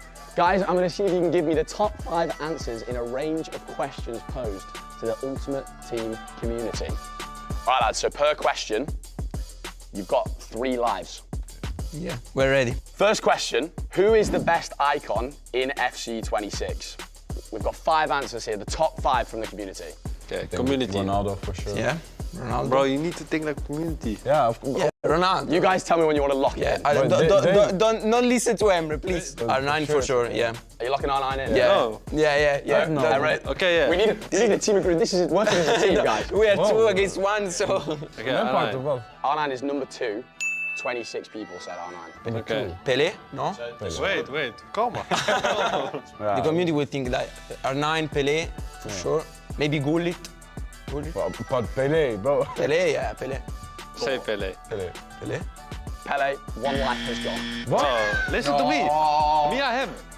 Yeah? Yeah. Yeah, I will trust you. Me and him. Yeah. Okay. No. It's not on the list. Right, okay. Now I'm going to give you 1 click because you've got 1 life left. You guys have said the name of the player that's top. You have said it, like, in conversation. Yeah, Gullit.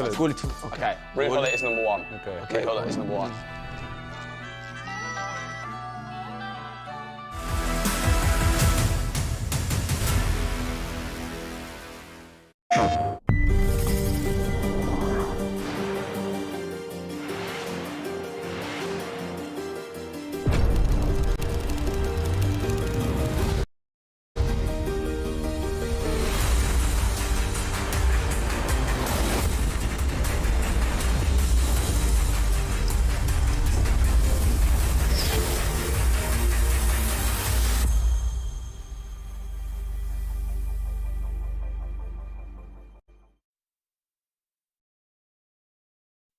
PlayStation.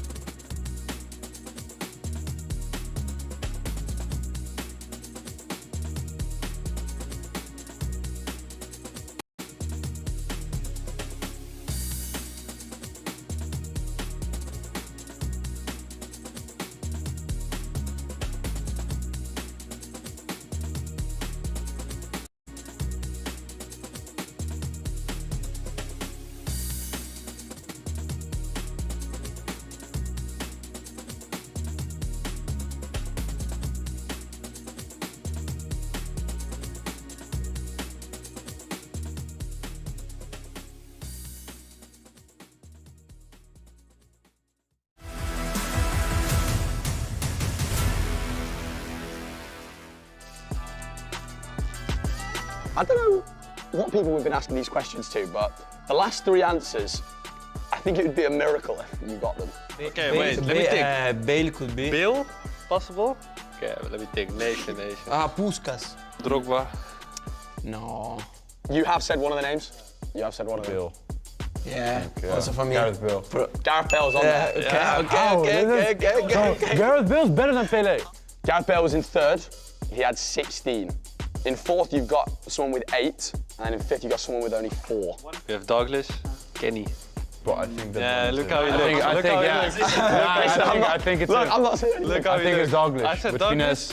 Ooh, gonna have to push for an answer. Okay, let's do Douglas is like Douglas. 100k. Locked in, Douglas? It's not Douglas, but okay. What is Stoichkov? Out, chaps. In fourth, you did say his name. Puskas. Haji. Bro. Right, it's impossible to say these. Hey, I'm smart. Maybe the 5 worst player that was the answer. You know why Haji? All the Turkish people voted for Haji, though. Okay, and I'll let you get the last one quickly. He's Dutch. He's a centre back. Koeman. Yeah. Koeman. Has he got dead ball? Yeah. And first was Bobby Moore. Yeah. I don't know what that was. I don't know what's going on here. Well, so far this has been nothing short of an absolute disaster. We're going to have to catch you guys for part 2 of the shortlist with, of course, Emre, Obrun, and Manu. Yeah, I already can't wait for part 2 of the shortlist. Well done to Shori on hosting. You might have seen it's now time for the segment in the show where all the goals we're going to see are from you guys at home. And the two next to me, Shori and Tex, are going to be rating them. Let's kick things straight off, shall we? Why are you laughing already? You can't wait for this. I'm just really excited. We haven't seen these goals yet, by the way.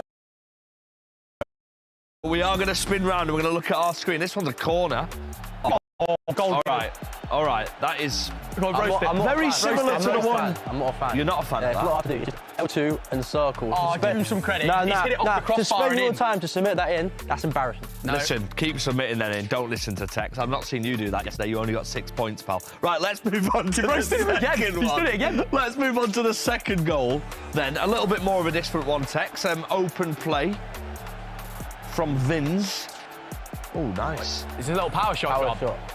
Booyah. With Sir Bobby Charlton. It's harder to do in the first one, so I give that one more respect. Sorry, happy with that one? No, that's an absolutely wonderful, beautiful football goal. Yeah, absolutely sensational. Using the power shot. You saw it a lot last year.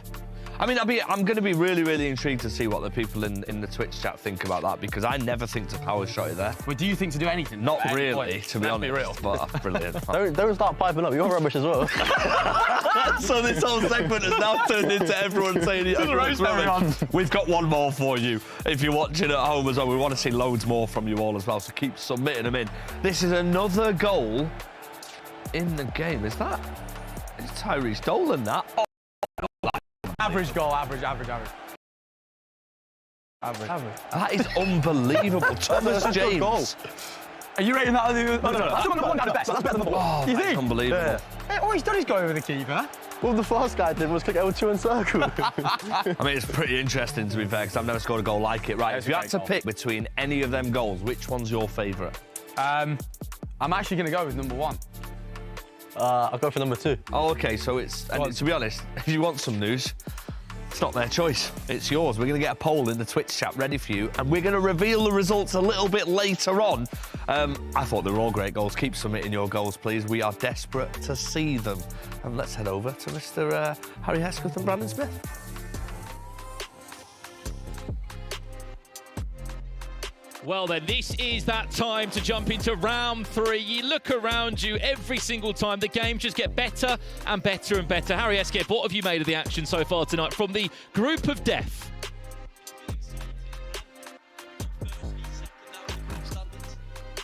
Click your on button. He's getting used to it. Now speak. It's been exciting. Haven't we got first v second now? We do. We've had 60 goals already, and we've just been chatting as well about it, and we can ask the chat. I mean, this will be a nice poll to kick things off. Would Harry Hesketh get out of this group, yes or no? What do you think? I'm going to give my answer when the answers are in. We did want to say how many wins as well. I've got to go one step further. How many wins would he get in this group? Of course, you can pick up 5 each week you are here. I mean, if you were to win one of these games in the group, Harry, who do you think you're going to beat? I'm thinking... I don't know if Emre Yilmaz will be able to score against me when I'm on form. It would completely depend on the teams and the restrictions. Say if the restrictions is bronze players, say if it's 50k team. And one icon. I doubt I'd concede a goal.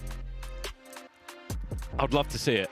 I think the pros would kick off if we had bronze requirements here again. We are going to jump into a game as soon as it's ready. These are the games we've got coming up, by the way. Umut against Emre, as you said. Emre Yilmaz, he's 6 points from 6 at the moment. Darkly Banu, Caccia Obrun. And we are back here on the B stream with another matchup for you guys. We've got Manu Bashoure versus Darkly. Manu Bashoure probably a little bit frustrated after his previous game, unable to get back into it, despite a valiant effort in the final moments. And we're going up against Darkly. New boy in the FC Pro Open. And we're going to try and make an impact here. And a result against the reigning defending world champion would be quite the introduction into the competition, that's for sure. We've not played each other in any official matchups. I think they did play each other in the off-season showdown, and Manu Bashoure was able to win the game 1-0. But, of course, official competition, very different to just third-party events. And also very different when you get into the thick of it here. And these points start to matter. And we will have to see how the table looks as we get into this third round of matches. But Manu Bashoure certainly did show that he has what it takes to get into these games, even if he's behind. But I think what he would have learned from the previous is he can't afford to go 3 goals down. He did lack a little bit. And again, sometimes that can just be down to formations that you're going up against as well. Umut just seemed to have his number a little bit, especially in the midfield.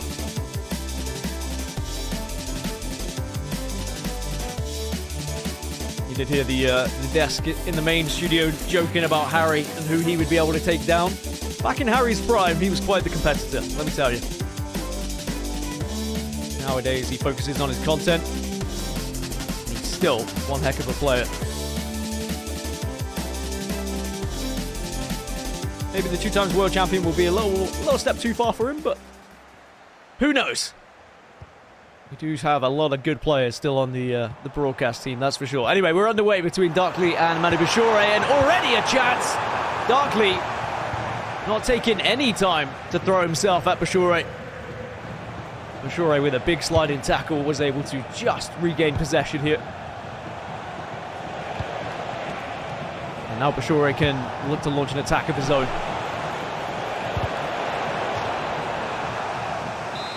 Go out for a corner. Come on, show me something different. Okay, I'm perfectly happy with the short corner being taken. Pino. Chiellini. It's always the issue, though, when you do get into that position and your centre-backs are still in that spot. Try and pull the trigger and they're just so slow about it. Salah now. Again, just trying to find that extra player, but no one was really showing for it, even with the manual runs being triggered. Tonali fizzes one in, tries to go for the quick first time through ball, but now we're going to see the counter-attack for Darkly. And Nico Williams is making one heck of a run down the right-hand side. Is found again with the 1-2. Williams, though, taken down by Correas. Brilliant sliding tackle from Bashoure. Mbappe just straight offside, otherwise I'm sure he would have probably played that one. Stoikov. Pino wins it back.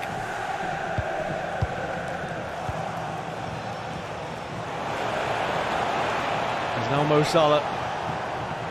Again, reluctant to keep it on that right foot, just trying to turn and hope that someone's there, but there's just nothing available. Nothing at all. But Bashoure doing far better to win the ball back in the opposition half than he did in the previous game. Being a little bit more aggressive with his defenders, and does play it straight into Pino. It's a first-time low-driven. And correct me if I'm wrong, it might have even been a first-time low-driven finesse. I'll have to see the replay.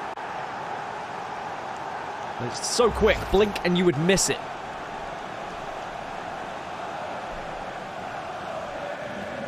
Manu Bashoure will take the lead in this one.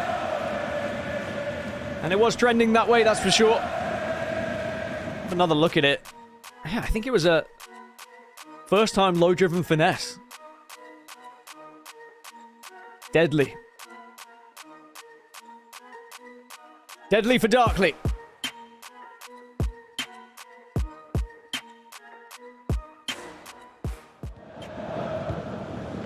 Now, will Darkly, the 23-year-old, be able to get back into this game?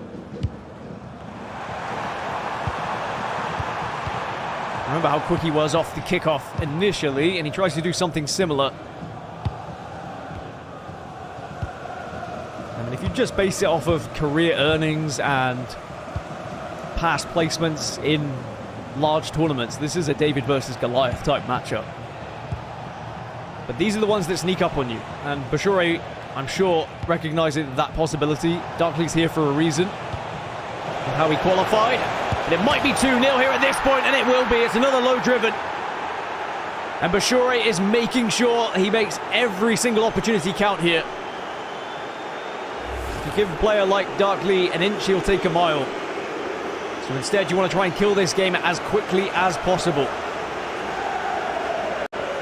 You want to allow him to get comfortable and feel like he has a chance in this game. Instead, try and punish him early. And just that extra little bit of patience from Bashoure there when he was through on goal as well. Very important.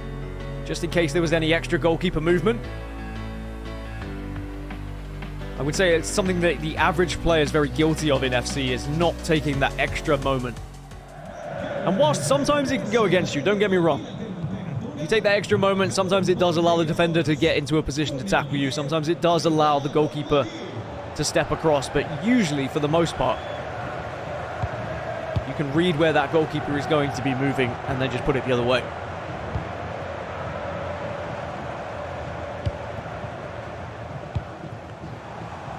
Does Darkly have a response? It's not like he hasn't had opportunities. Definitely has had gaps through to goal.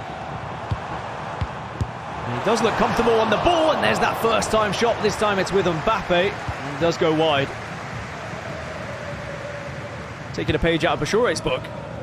Says, well, if you can do it, maybe I can. Difference was it wasn't a low-driven finesse. Also, Mbappe doesn't have that trait.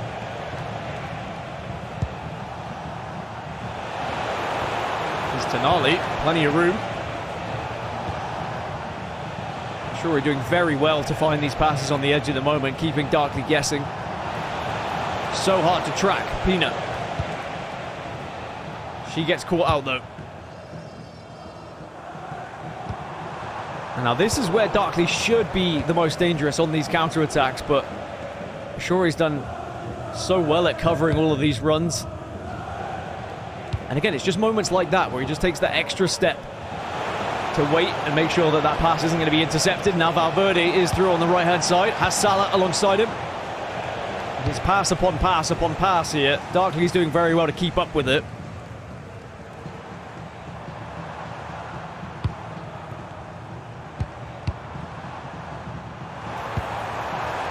Now Mbappe does find the ball through, but Chiellini just steals it away. All the signs are there for Darkley. And this is why I think it's important that Bashoure does kill this game off. The 2 early goals are huge for him. Not just giving him extra confidence after the loss before, but also trying to diminish the confidence of Darkley. Tonali, reluctant to shoot with him. Into Mo Salah. Again, just going to turn back on himself. One more, and there is the signature move from Bashoure, it would seem. First time, low-driven finesse. And that was what he was waiting for before. I was going to say, you have a player like Tonali, and this is also something that develops over the season. You get better players in certain positions because you get a bigger budget and also more items available. But he was reluctant to shoot with Tonali earlier, but this is probably why. He sees that gap.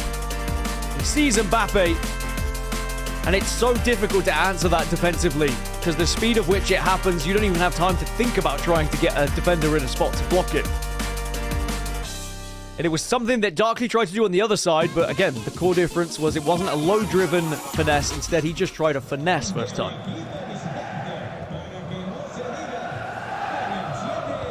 And now Bashoure has a 3-goal lead. And it does put him right back into the mix in terms of the table here, even after losing that game previously. Elsewhere, Umut is currently leading against Emre Yilmaz, as almost Darkley finds one back. And Caccia beating Obrun, which is a huge surprise in the moment. Caccia, who was on 0 points prior, and Obrun, who had done so much damage to other players, especially Umut when he was getting the draw.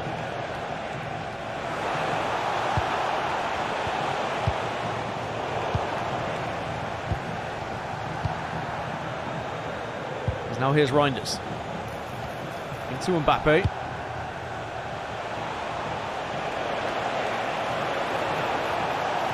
Any help for him? And are we going to see another attempt at a first time low-driven finesse? Not given the opportunity here.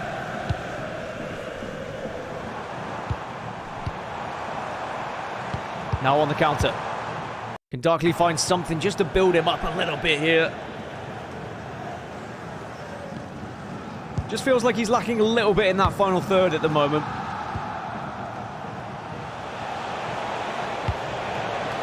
Bonmati. Salah has been the target so often. This time doesn't turn back on himself. Tried to go for a little bit of something else. There's another thing that happens in professional FC as well. You start to show too much tendencies. Your opponent will get used to it and learn how to defend against it. So occasionally you do just have to do something a little bit different, even if it doesn't seem like the optimal thing to do. It is strange to sometimes go against your brain like that, but you don't want to become too predictable.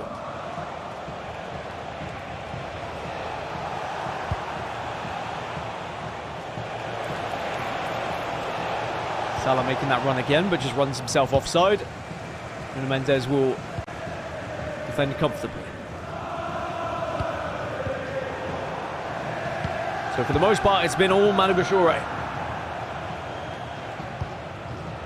A few hiccups at the back has allowed Darkley to have at least a sight on goal, but no real threatening opportunities.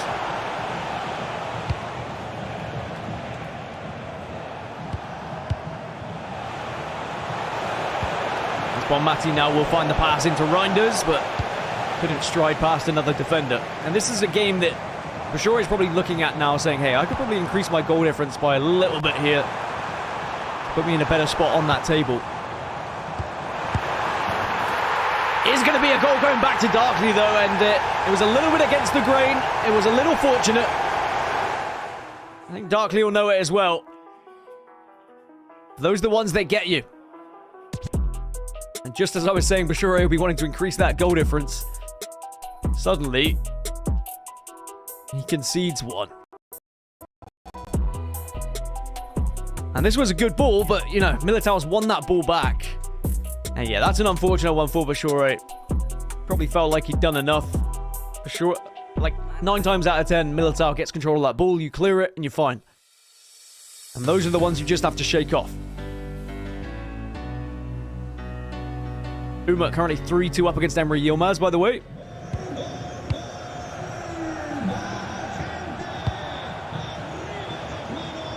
I mean, this group has been so up and down.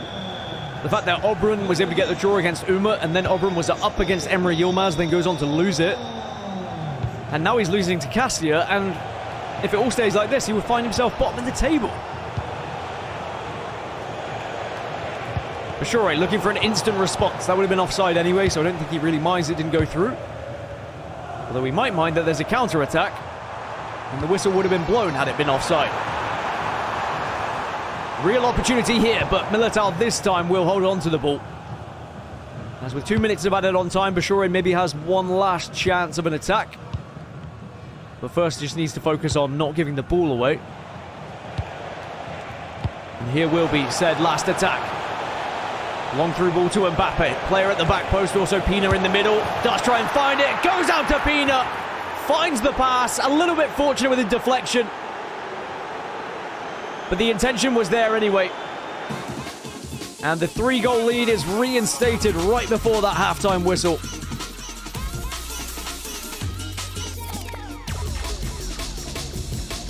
He saw Pina coming into the middle of the box and he tried to play the pass. I think it clipped one of the defenders. But after the goal he's just conceded, I think he'll take it. As for Darkley, that's always the most frustrating thing to happen when you thought you were close to just being in at halftime, only 2 goals behind.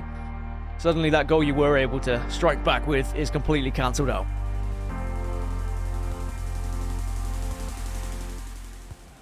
So at the half, 4-1. And there is the halftime whistle.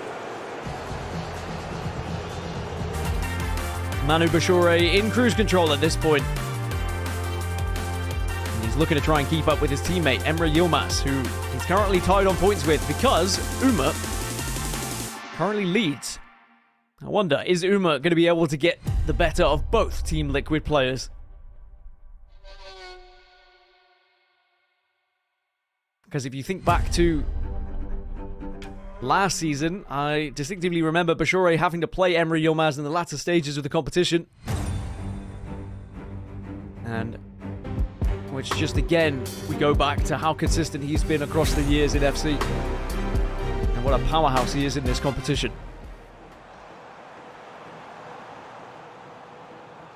As we do resume gameplay then between these two. Can Bashoure continue to hammer in the nails here? Or will we see a resurgence from Darkley? It's going to be Bonmati just shoved off the ball and Darkley winning the ball back.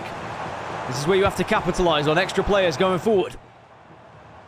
Nico Williams making the run on the right. Does just pull him back because he was going to be offside. Instead, now going to go down the middle. Player lock to switch over. Williams recovers the ball. And the player locks are certainly proving to be valuable here, but Mbappe unable to get the shot away. And Bashoure defends well.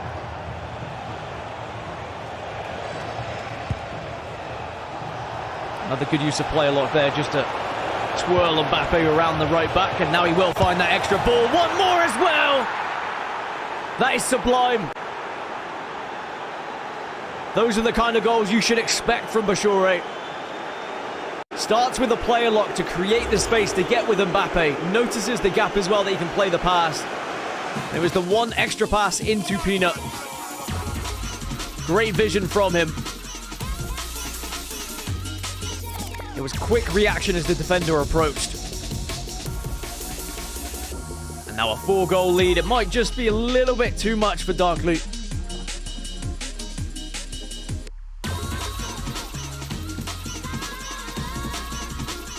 By the way, elsewhere, Emre Yilmaz has just got an equaliser against Umut. Maybe doing his teammate a favour, because it would put Bashoure up into second place.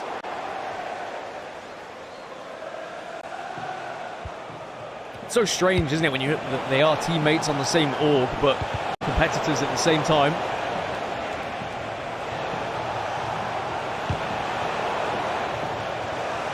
You want them to do well, but you're also kind of thinking, well, but I'd rather I went through. Obviously, you hope you both are able to progress, but only one person can finish first in the group.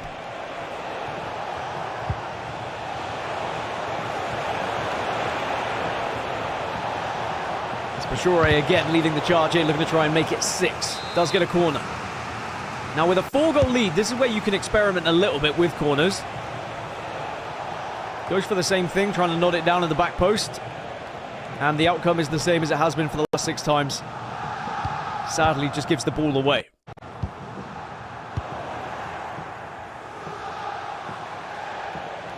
Mbappe does see the player lock. Well, of course he does. He's doing the player lock himself, but just goes back to Mbappe. Now the player lock was a little bit of a distraction just so he could keep running forward.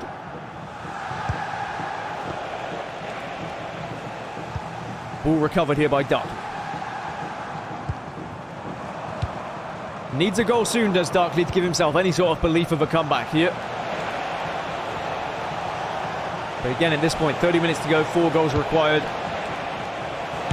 And it could be even worse here. It's a great save from Caccia. Yeah, I was going to say, with 30 minutes to go, you probably are jumping into the tactics screen soon. And that'll be exactly what happens. All smiles, though, for Bashoure as he's just listening to his coach. More of the same, please. Probably what the coach is saying. As Obrun's just got one more goal back against Caccia. Ball played short, amounts to nothing, and Darkly wins the ball back. There's a lot of players in the way, so he can't go for a counter-attack straight away, but now he has broken through that first line of defence.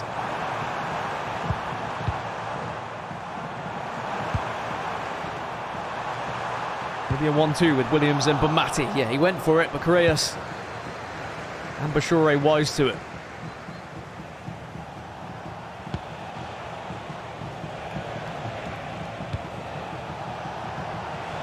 Here's Bamati. Ball whisked away by Darkly. Darkly just hasn't been able to find these passes into the final third, really. He gets to this position and then usually loses the ball. Ball does come back to him, and it's another one that favours him. It is another very fortunate goal. Let's call a spade here. He is lucky to have got a second here, but you will take it when you're going up against Bashoure. Gets that pass in. Bashoure covers it well. But in the end, the first one was a mistake from Bashoure, trying to instantly play the pass for Valverde. The second time, not much Bashoure could have done. Let's be clear here. Just one of those that happens to fall at the feet of your opponent. And that's why it's so important that you do take a significant lead when you are in charge of these games. Just in case they get the rub of the green.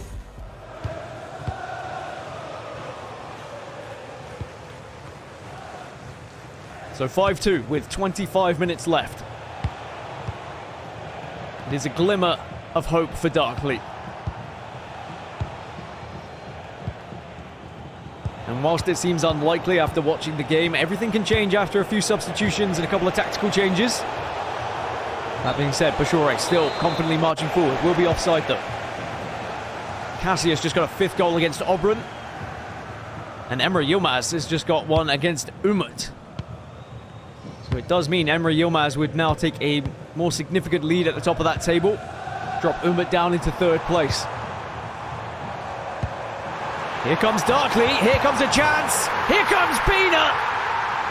And the first chance that was genuinely deserved here is tucked away. And it does start to raise a little bit of an eyebrow around the arena, I'm sure. Is there an opportunity for a comeback here for Darkley? This was a beautifully worked goal. Militao tried to make that last-ditch attempt at the challenge, but Pina had got too far. And that's way better from Darkley. And that is the funny thing about FC. Bashoure, 5-1 up, looks completely comfortable. An unfortunate goal goes Darkley's way. And then just like that, Darkley does find his breakthrough, makes it 5-3, and now it's only a 2-goal game. And now you're suddenly a little bit nervous, even if you are a world champion. Because Darkley will be beginning to believe now that maybe he can get back into this one after all. And the best way to stop that belief is to find another goal here for Bashoure. But it's Darkley who's now coming forward once more. Still has possession as well. Well, Matti is going to make it through here and might be able to find a goal. It's 5-4! What's happening? There is so much time still left in this game as well. Darkley looked down and out. Bashoure looked so firmly in control of this game. But boy, oh boy, how quickly things can turn around here in FC. Game on.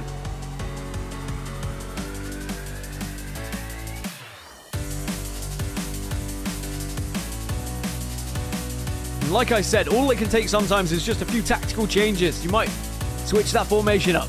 One of your players, you might have changed the instructions so that they join the attack a little bit more.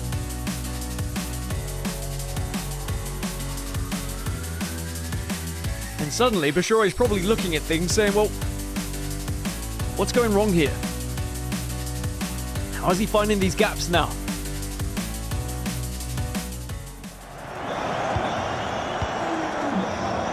I mean, another goal here for Darkley. If Bashoure doesn't get 3 points here, it would be massive for the likes of Umut and Emre Yilmaz. His two biggest competitors in this group. I mean, it would be big for everyone else in the group, let's be honest, with how tight it's going to be. Remember, they still play each other again in the FC Pro Open. It is not only the 5 fixtures today. In total, they play 10. But here comes Darkley. Is there an equaliser? Oh, it's off the post, but the rebound! We are all square! From 5-1 to 5-5. It's the best comeback we've seen so far today. I cannot believe my eyes. I don't even know if Darkley can believe what he's seeing. Manu Bashoure sure as hell can. And for all the hard work, for all of the grind that we saw in the early stages of this game where Bashoure was dominating, where Darkley was barely getting any chances,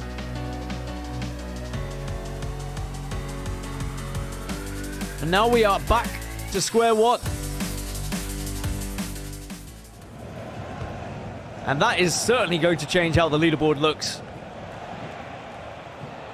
Manu Bashoure will suddenly drop down to 4 points and be tied with both Umut and Darkley. It will give quite the lead to Emre Yilmaz as it stands, and he's currently 7-3 up against Umut. Can Bashoure dig deep and find a winner here? Or at this point, even if he got a goal, I don't know if it'd be a winner. Does get the ball into Mo Salah! Oh, great save from Casillas. It was on his strong foot, it was on the finesse. Not quite enough though. Pina. Darting through, does find support, but Tonali intercepts. And now surely Darkley doesn't find a winner here, right? Here's Rodman. Being hassled and harried. Can go back. Play a lock just to make sure he creates a little bit of space on the edge as well. Doesn't opt for the first pass. Instead, he's going back wide to Rodman, trying to create even more of a gap on that right-hand side. So many blue shirts to try and get through, and Bashoure will win the ball back, so he's able to hold off that attack, and now he leads a counter of his own, but is not going to amount to anything. 7 minutes remain in this game. Who can take it by the scruff of the neck and walk away with 3 points, if anyone? Momentum all on Darkley's side right now. 4 goals unanswered.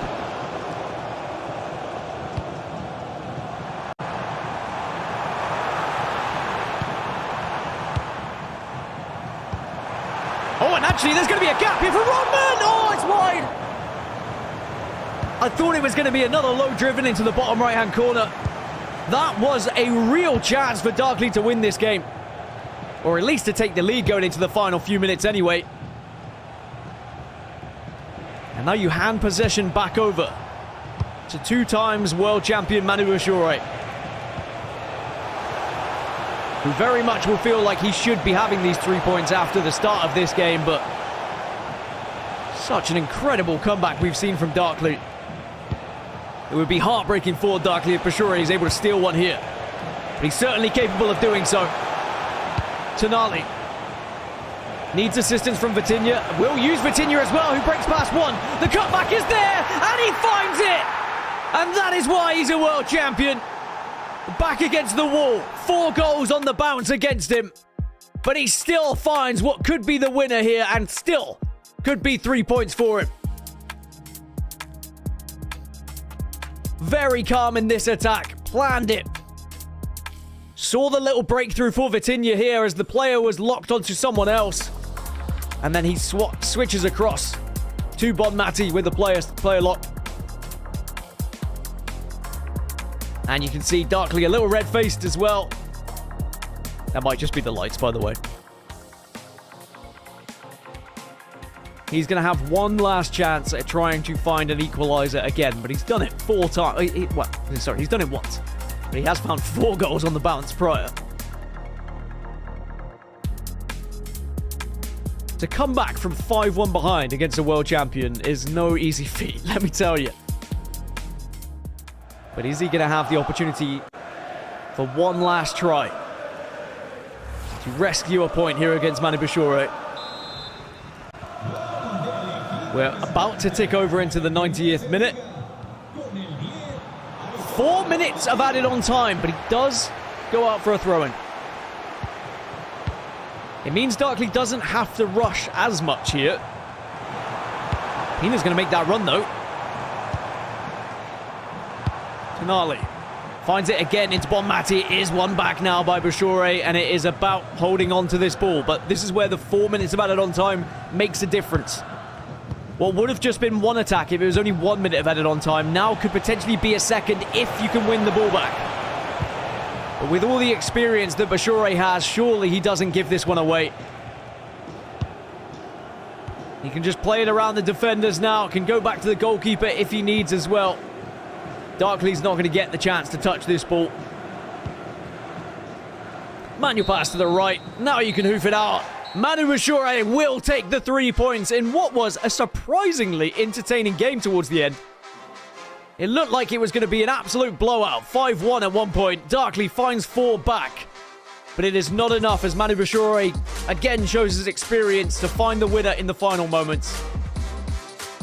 And sadly, for all of the hard work that Darkley had, it amounts to nothing in terms of points. Did provide for an entertaining game for us, though, so we're very thankful for that one. But in the end, it is Manu Bashoure 6 and Darkley 5. We've got some entertaining games coming up, though. Obrun will be on our screens once more as it's coming up next. But for sure, we're going to go back to the mainstream and see what they've got going. Let's see what's happening over there. Got the group of death for a reason, Brandon. Nobody is safe there as round 3 is concluded. I mean, huge results. 92 goals I've just heard in my ear after round 3, by the way. We have been nothing short but entertained. Jamie, any final words before we let you go tonight?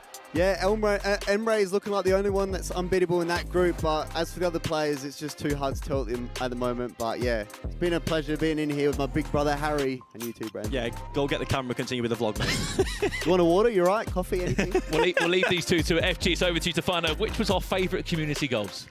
Thank you very much to Brandon, and thank you as well to Jamie. Thanks for joining us. I'm with Shorey and Tex. And listen, we spoke about the community goals at some point, and we couldn't really make our minds up. I think you said goal number 1 and you said goal number 2. 3 outstanding goals. I've got some news for you. Goal number 3 won. Thomas James, 68% of you voted for this goal by Tyrese Dolan as the community goal of this match day. And what a goal. Who would argue with that one? Happy with that, Shorey? No, I don't even know how he's done that skill move, do you know what I mean? Right, you would know though, wouldn't I'll you? be honest, the community's dumb.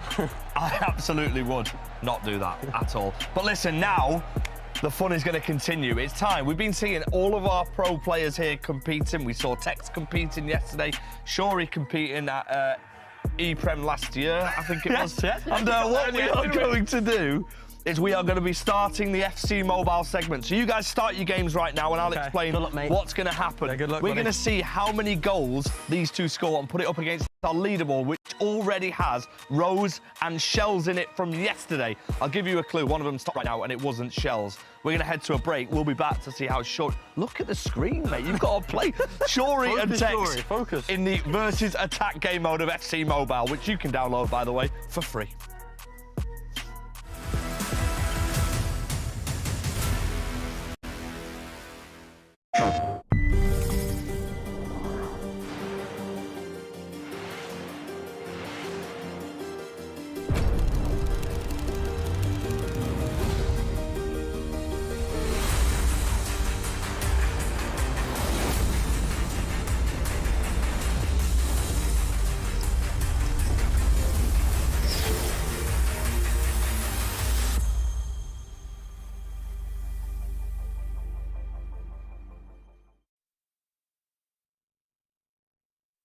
PlayStation.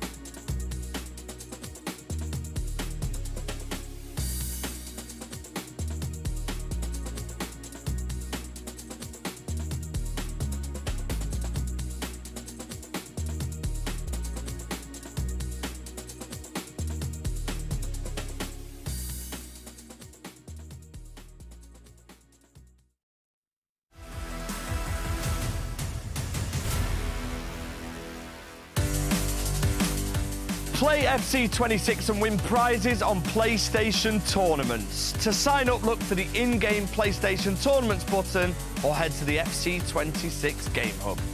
Bring your best squad, show your skills, and compete for prizes and more.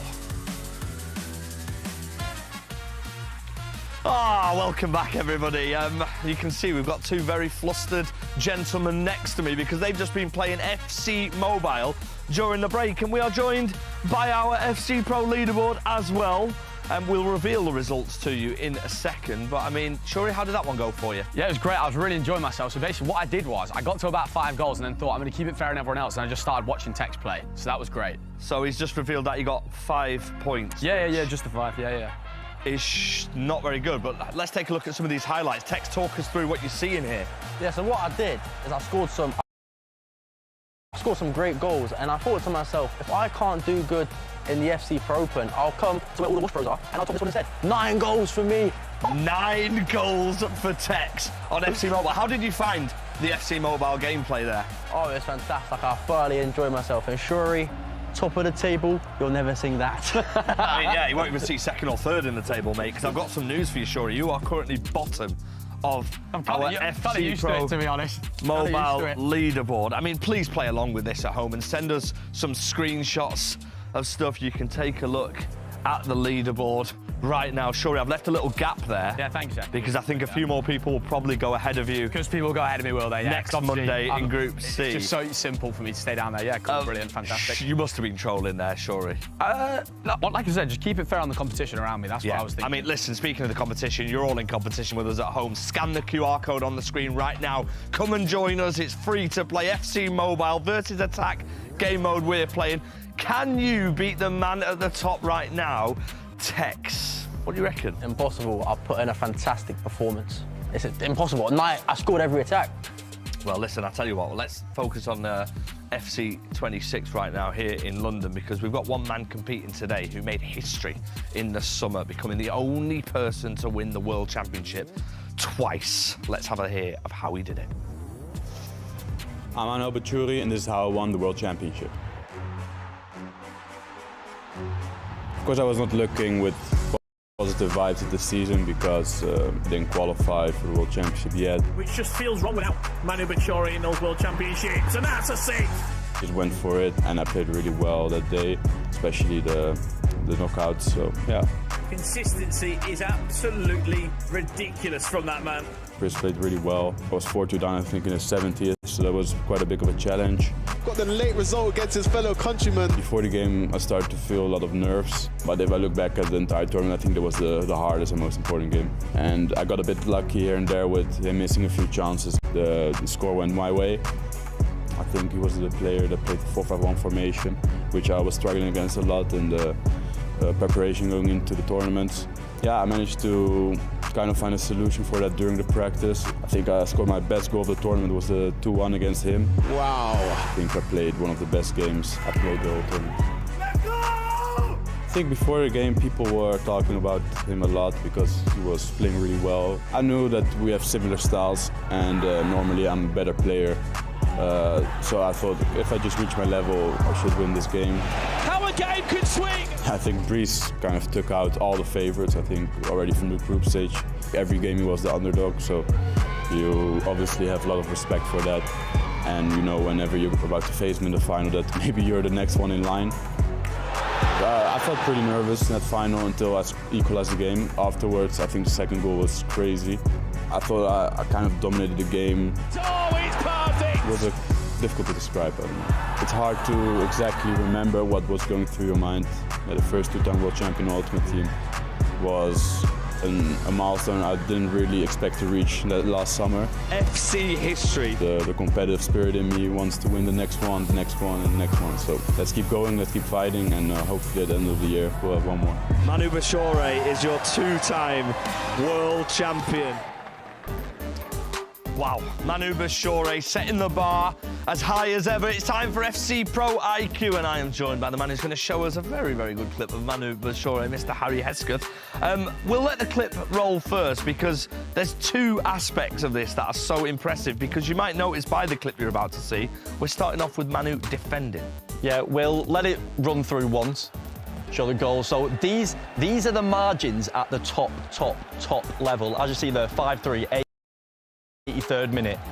It could have been game over if he didn't do the right decision with the goalkeeper. And then he's going from one end to the other. He cannot mess it up or the game's done. He's biding his time, goes from right to left, finishes it, and it's game on. But how did he do it? This is my question, because that happened so quick for me. And like you said, it is all about the margins at the top level. So let's talk it through, and then you can stop the camera. So we'll run the clip right now. We'll start the attack on this occasion from Umut with Miedemar. So this is a bit lucky, but if we pause it there, or potentially a bit back, but a lot of people would have started bringing the goalkeeper out now, and you basically made the decision for the attacker. What Manu's done, he's waited, and he's made Umut make the decision. So if we see. So at that moment, he's not controlling the keeper as much. And then he's chose to come out late when he knows Umut doesn't have too much time to react. And then, obviously, you're not going to save it every time, but Manu's give the best possible chance to save it. And then if we transition to the counter-attack, as you see, he's sending runners everywhere. If we stop that there, what most people would look to do is go Pina. Yep. Yep, there you go. Into this player here. Okay. And then right through there. However, he doesn't choose to do that. So we'll roll it on a little bit now. We'll see what he does decide to do. And then if we stop that there, a lot of people will be looking to play this. Umut knows this. So he needs to keep tracking. We'll let it play. He needs to keep tracking. He's controlling his left back. He needs to be where your Pina here. So he's brought Thuram in. And Manu's not biting. He's not biting. He's waiting until he's got more attackers than defenders. Has a man over. Plays it perfectly. Finishes. And that is top level that might seem quite simple to most. Yeah, I mean, that is absolutely amazing. Let's take a look, shall we, at Manu's item as well, that he is in control of in the FC Pro Live promotion. We spoke about it earlier on. I mean, this is an interesting one because he's dropping in price. We came to us, it was 52,000 at the start of the show, and it's now at 38,750. Why do you think that is? I just feel like it's always happening with this group. I feel like the only way someone would have ever gone up in price in this group is if you're a runaway leader, because you're always seeing them struggling slightly, always seeing them go behind, go level, and then your faith might drop. But you needed to understand that this was always going to happen in the group of death, so I'm not surprised whatsoever. I mean, it is the group of death, but we've also got the small matter of Manu Bashoure against Emre Yilmaz, and that is coming up right now in round 4. So let's head over to our casters for a massive game. Thank you so much.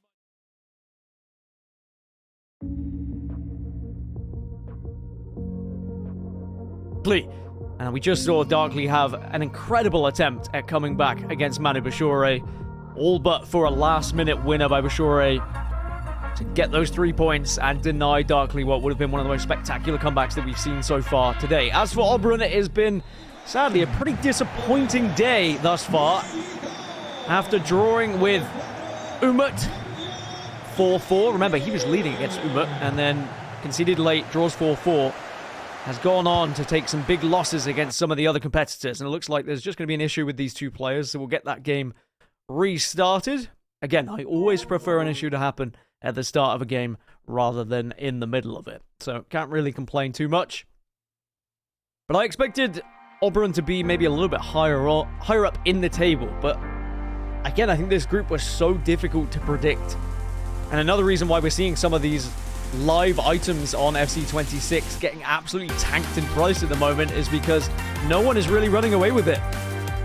The only player right now who's been able to find consistency is Emre Yilmaz. But looking back between these two players, they've not really played in any competitive FC against each other, so this is going to be a pretty new matchup. They did play in the off-season showdown against one another.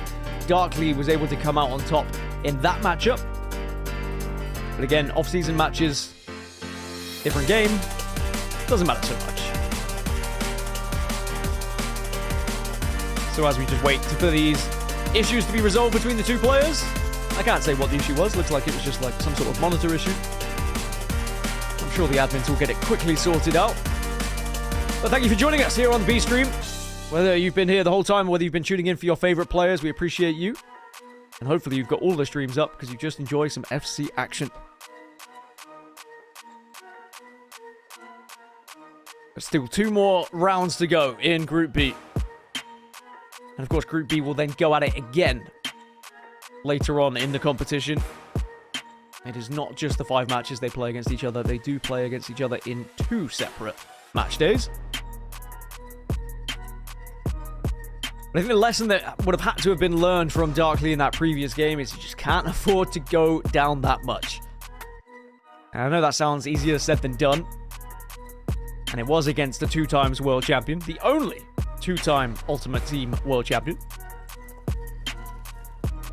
And he said those words. The fact that he said 2-time Ultimate Team world champion leads me to believe that there has probably been someone who won some form of world championship before Ultimate Team existed. And there's a few names, so I could probably speculate who that might have been. But we don't need to go that far into history. We'll focus on the now. And for both of these players, it is going to be a huge game in trying to put some points on the board to keep up with everyone else in the pack. Because it's pretty tight in the middle.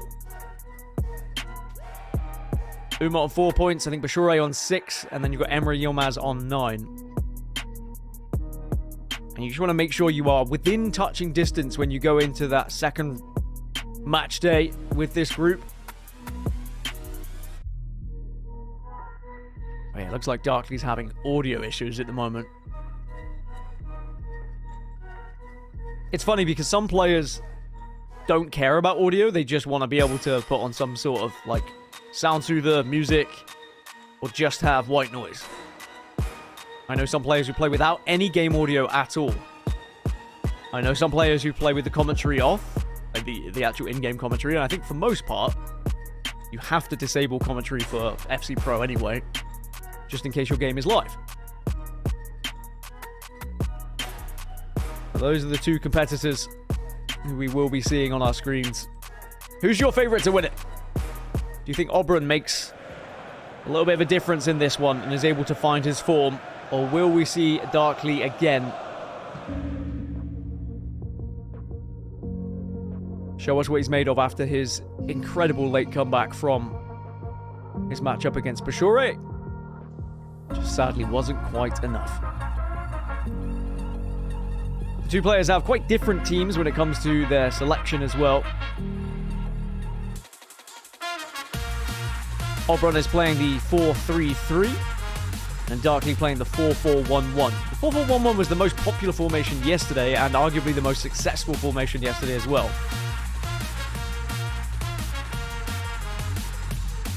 You can see elsewhere, Manu Bashoure has taken the lead against Emre Yilmaz. And Caccia 1-0 up against Umut. What a result that would be if Caccia is able to win that one, and he would leap above Umut. Whereas as it stands right now, of course, it's still 0-0, so Obrun would be on 2 points, Darkly would be on 4.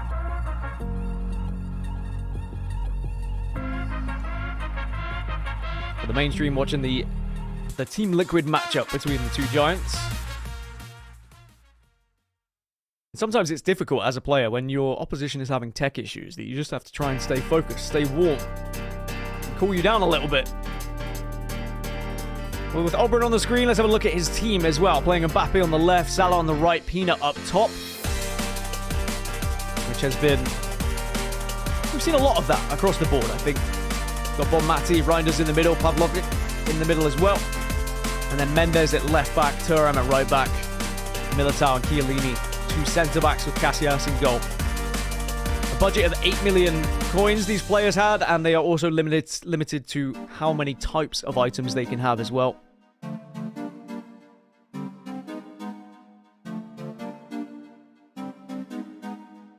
On the other side, for Darkly, a very different matchup. We've got Stoikov up top, Nico Williams on the right, Mbappe on the left, Reinders and Bonmati in the middle as well. And then different, we've got Burn as centre-back alongside Militao. But before we get into this game, we can watch what's happening over on the other stream. We've got Caccia versus Umut, who are currently going toe-to-toe. Caccia had the lead last we saw at the bottom of the screen as well. And there it is. 2-0 up is Caccia against Umut at the moment, which would be a fantastic result. Umut, who at one point was looking like he was going to be leading this group, but just wasn't able to hold on to some of those results he did have. And I wonder now whether he can find his way back into this game against Caccia. Caccia wins this one. He'll be on 6 points, only behind Emre Yilmaz and Bashoure, depending on what happens elsewhere. But now here comes Umut. Oh, it comes off the post. Those are the frustrating ones. But with only 26 minutes gone, it's not panic stations just yet for Umut.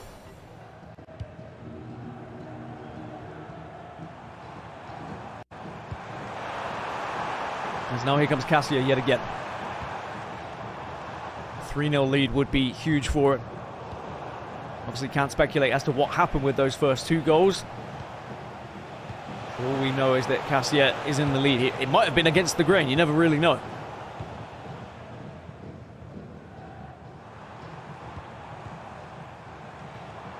All we do know is Umut needs to respond himself as Caccia now comes through. It could be 3, but he goes for near post. Caccia makes the save.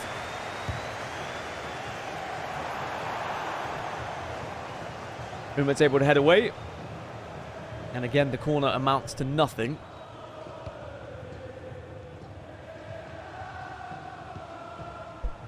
It's Correas. Chiellini is. Umut now just trying to plan some form of attack, but it is good pressure coming from Caccia. Finally, Umut does break through. And now he can start to trigger those runs. There is going to be space on the left, but he just holds it in the moment with Pina. Out wide to Mbappe, but he's being hassled. Well, Mati can certainly twist and turn in the box. Does find the ball across. Oh, and it's gone against the post here. That's twice now it's gone against the post here for Umut. Could be 2-2. But of course, with that game, it is on the C stream if you'd like to watch the conclusion. But in the meantime, we're going to move back over to our feature game here on the B stream of Obrun versus Darkly. It is underway. And thank you everyone for bearing with us. Whilst we got all that sorted, seems like both players are happy, bums in seats. And ready to give us some good action here in this 4th round matchup. Obrun will be from left to right in the white kit, just for confirmation, and Darkly from right to left in the black kit. But Mbappe's going to be through. It's a deflection, and it's just bobbled straight to him. And it is an easy clean-up for Obrun. Darkly got a couple of those against Bashoure earlier, so I'm sure he won't be too disheartened. You know it can happen sometimes. And that is why sometimes it is worth just having a pop. You might not look like you are in the best position. It might not look like you're a guaranteed goal. You might even in a 1% chance of scoring. But there's always that opportunity that it could bobble off one of the players. It could deflect into one of your other strikers. Sometimes even you can take a deflection and go in. I don't hate just taking shots sometimes. So it will be an early goal for Obrun. The Darkly, after his game against Manu Bashoure, is feeling a bit more confident because of the goals he scored, or whether he's feeling a little bit annoyed and frustrated that he wasn't able to hold on to the draw. Player mentality is everything. Now here's Stoikov. Goes for the low driven. Saved by Casillas. Anything special from the corner? Looks like it's going to be the same routine of looking to see if you can find the player to knot it down. Does knot it down successfully. And finds at least one black shirt to be on it. Nothing really amounted from it thus far, but instead tries to go for another pass. Doesn't work out. And yeah, I'm going to go back to it. I think corners have been a little bit lackluster today. That being said, we have had FC games in the past where corners have been almost guaranteed goals. I'm sure that was something that was heavy on feedback from a lot of players. Here's Mbappe. Can't quite fizz that ball through, but we'll have a second chance to do so as now Pina going to be able to dribble through. It's a finesse and an attempt. Casillas punches it right. And it will be a corner now. Obrun just plays it back to Chiellini. Offside trap was sprung to try and make those players just leave the box a little bit for Darkley. Obrun still looking to try and force his way into the box here with Kylian Mbappe. Amounts to nothing. But yeah, back to corners. I think it's probably better that it's not a guaranteed goal each time like it used to be. But I do think players are not really experimenting much at the moment with different methods. I feel that that will change as the weeks go on.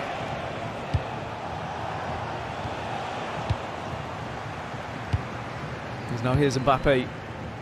Obrun's able to hold off the attack from Darkley. And I think if Obrun's done his research, or maybe his coach has done the research and just had a little eye on what's happening elsewhere and checked in with the games during the breaks, he'll know that Darkley has that comeback potential. Maybe you need a 4-goal lead against this man to ensure that you're going to be able to win the game. But look how tight that table currently looks after what would be 4 rounds, excuse me. Umut and Obrun would be tied on 4. Caccia on 6, and then you Emre Yilmaz and Bashoure on 9, with Darkley at the bottom now on 3. Darkley can change that right here, right now with a goal. Here is Mbappe. Nice turn as well. Oh, it's beautiful from Darkley.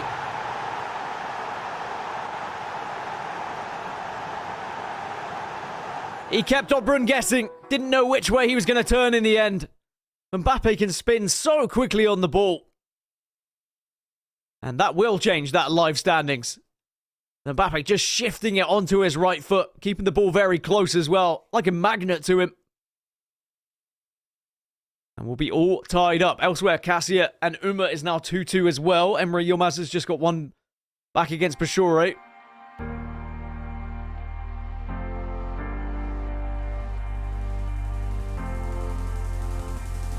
And that means that Obrun would be falling down to bottom of the leaderboard.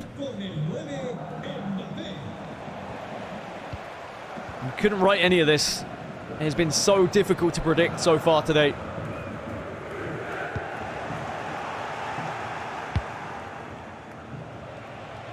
It's now Darkley look and try and find a lead here with Williams. An attempted little dink through ball.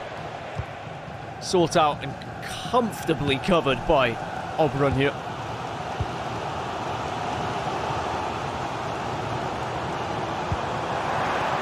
Salah and Obrun do notice the gap that is made here. Centre midfielders just marauding through. Salah now could make it through with his left. Does find Pina as well, trying to make one extra pass, but sadly for Obrun, just couldn't quite find the pass he was looking for. And Darkley will have a chance on a counter. Umut is just taking the lead against Caccia. Emre Yilmaz has just found an equaliser against Bashoure. And that means it's even tighter in the middle of the pack.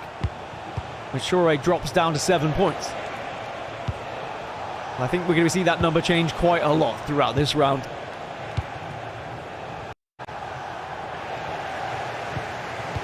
Mbappe bullied off the ball by Thuram now.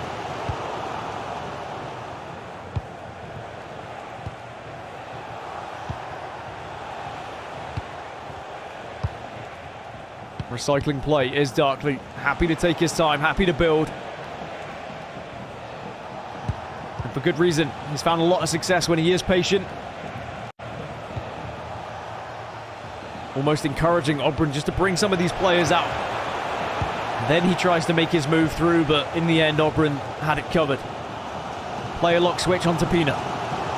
Goes back again. It is just a game of cat and mouse with the player lock sometimes, just trying to bait them into the switch. Tries to play the ball through the middle, denied instantly. Now a counter-attack is on the horizon here for Darkley.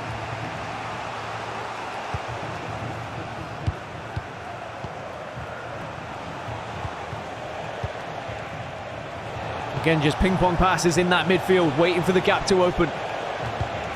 Happy to recycle play. Nico Williams on the spin, can't beat Mendes. And again, it is successfully defended here by Obrun. That's going to be a through ball of dreams, though. There's so much space here. Bonmati switches it onto the left and will fire it home. all the time in the world. Obrun was never going to miss from there.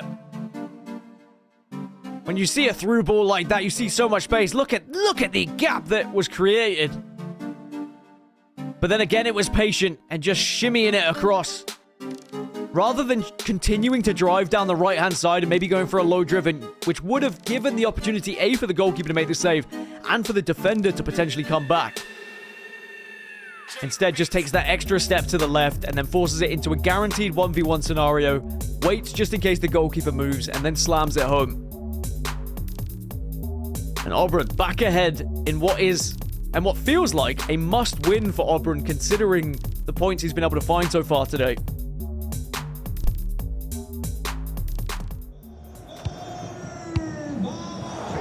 The new boys in the FC Pro Open of Darkley and Caccia have certainly made things difficult to some of the vets.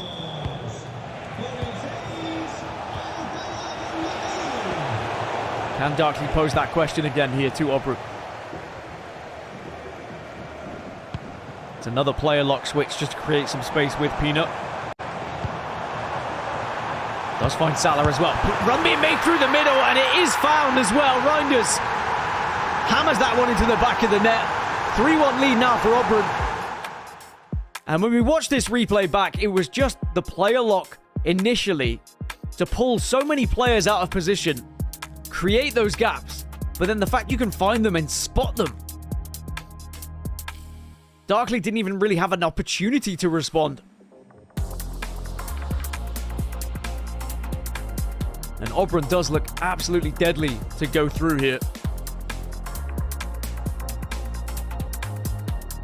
It's so difficult when your opposition is good at player locking to try and know what on earth is going on.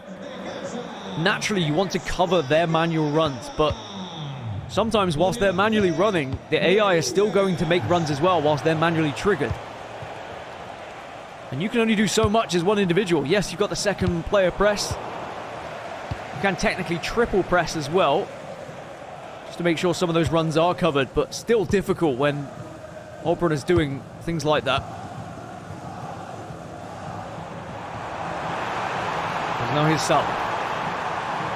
Can Obrun look to try and take a 3-goal lead going into half-time? He's been so good at finding those final passes so far. Here's Bonmati. Pino waiting in the middle. A little bit of Reinders on Reinders action amounts to nothing in the end.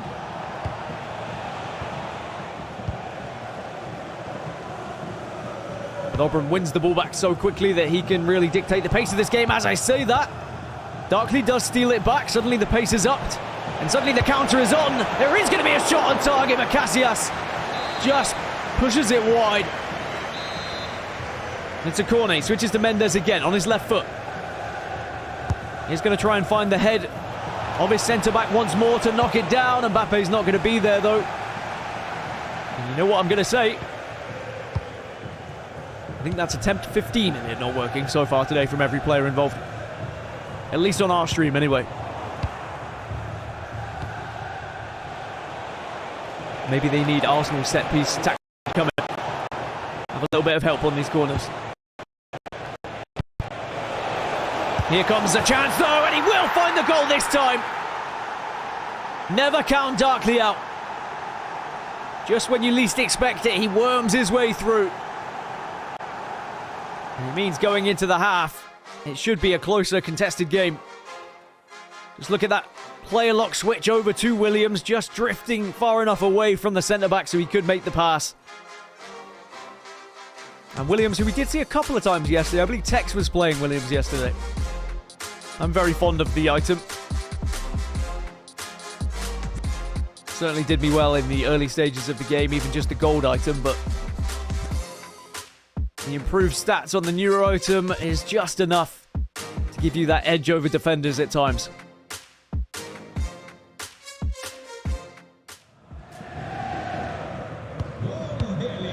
So we're back underway with only added on time left in the first half. It's going to be 2 minutes, so there's still a chance that Obrun can get a threatening attack here. First and foremost, just needs to make sure that he doesn't give Darkley the attack.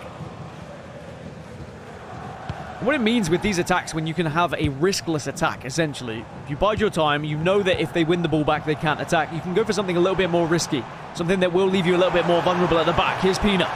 Plays one into Reinders. Can't turn past the defenders though, but as I mentioned, there is not going to be enough time here for Darkly. And that will be the half-time whistle.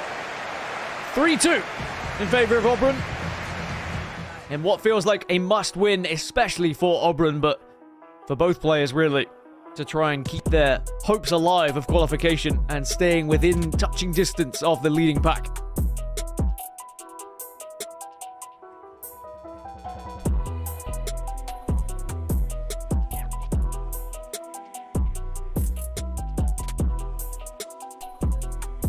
And again, deliberation between players and coaches alike. What's gone right, what's gone wrong? What do you need to change or what do you not need to change? A fairly even game across the board. In chances on both sides. Slightly favouring Obrun, not just because of the goal lead, but I think the gameplay has gone in his favour for the most part. He's done a little bit better with those player locks and with creating that extra space. And as I say that, he tries to make a run and goes for the over-the-top through ball.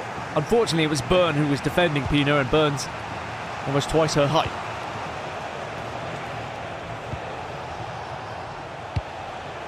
Mbappe does turn, plays the ball back. Mendes cuts it from left back just to initiate the defensive work. And again, it's more player locking. Obrun is constantly player locking.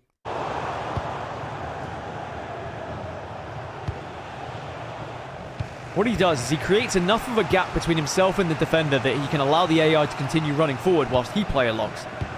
He rarely will player lock when there's a defender within touching distance. You don't want to give that opportunity for Darkly to make that tackle.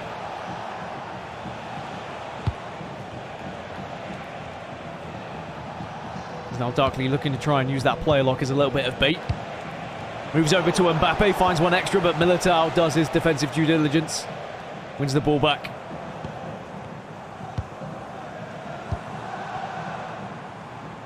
I'm a little bit worried for Obrun just because of what we've seen from Darkly already today. He has that never say never attitude. Constantly throwing everything at his opponent, even when it seems like he's out of the game. I feel like Obrun really needs to try and get a little bit of a cushion here. Maybe from this attack. Mbappe just constantly turning back on himself until he finds some sort of help. Does get it. I think he thought Salah was offside there. Salah just about staying onside. There's now Reinders! Saved. Corner. And played short. Don't blame them. Nothing has really come from any of the crosses into the box to try and find players at the moment. Mbappe just juggling the ball with himself at the moment. Turns with Reinders. Maybe he'll have a second chance at shooting here, but Militao blocks successfully. And now the counter-attack is on here for Darkly. Mbappe is running through on that left-hand side. He goes for the player lock and is going to be a good attack. Just goes over. Well, I love the vision from Darkly there. You won't get much better chances at counter-attacks.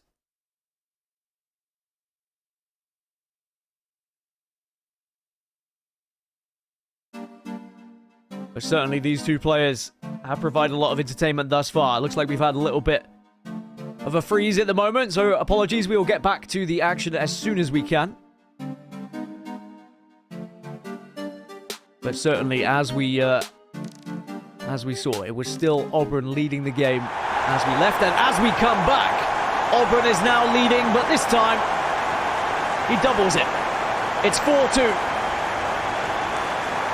Thankfully, we'll get the replay of this one as well. It was Salah who was able to make the run and on his signature left foot finesse. Finds the lead. 4-2 now. And I was saying that's exactly what you need to do against Darkly. You need to give yourself a cushion. Darkly perhaps will feel a little bit frustrated that he missed that chance earlier with Mbappe where he put it over the bar. because now he's going to have to work even harder to get back into this game. Now, Obrun has already given leads away so far today. Remember earlier, our first match of the day on the B stream, he was up 4-2 against Umut. That game ended 4-4. So he knows these comebacks can happen. He knows he needs to stay switched on here.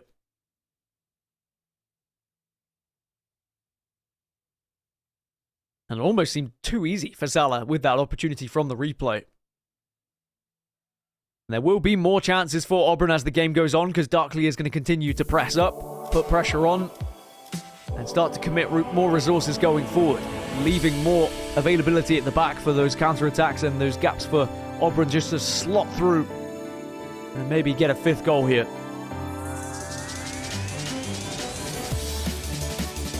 The players lean back in. The pause about to be unpaused.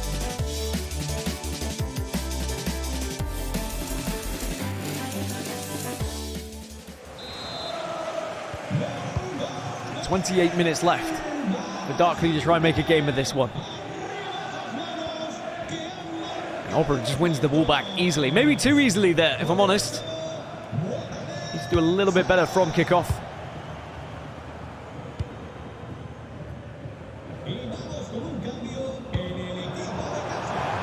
I don't believe these two have faced each other ever before. Certainly not in official competition anyway.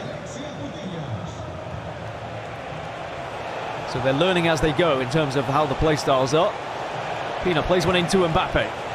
Back to Pina now. Can you get the shot away?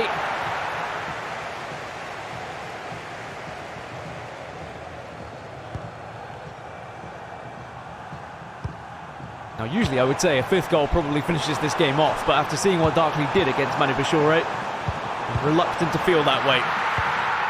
Regardless, Obrun is looking for that 5th anyway. Pateas now on the pitch. Pateas wins the ball back and almost got a second chance at trying to fire that one in. But now Darkly can get a counter-attack on the go, but I tell you what, Militao has been so good at the back for everyone who's used him. I think it was Harry saying that his play styles are very important this year. Riders does find one into Pina on the turn, on the swivel. Unable to get a shot away. It's kind of counter upon counter at the moment. And who can make the most of said counter? Can Darkly find one back? Plays one into Williams, and he will find one back. It is game on. And it is Darkly again, finding his way back into these games just when you think maybe he's out of reach. And that was good ball control there. A little ball roll across on both occasions just to find the extra pass. And Williams has been the man of the moment for Darkly. And Obrun probably having flashbacks now of that first round of fixtures where he did throw away that lead against Umut. He will not want to be doing it again. These points are vital for his chances of qualification, I feel.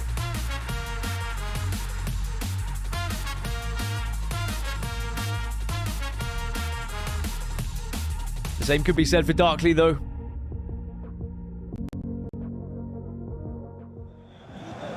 And one thing's for sure, Group B has not disappointed today. In what has been touted as the group of death, has certainly had us all on a roller coaster ride of emotions. Whether you're watching on the main stream, the B stream, or checking on the games on the C stream as well. Every game has had its quirks. Darkly wins the ball back with 17 minutes left then to try and find an equaliser, and maybe even more. Who knows? Correas from fullback has certainly found a lot of space up the pitch. Pina turns herself into trouble though. And that will allow for Obrun to take advantage of that left back being so far up. Salah, can he get the ball through? No, Correas just gets back in time.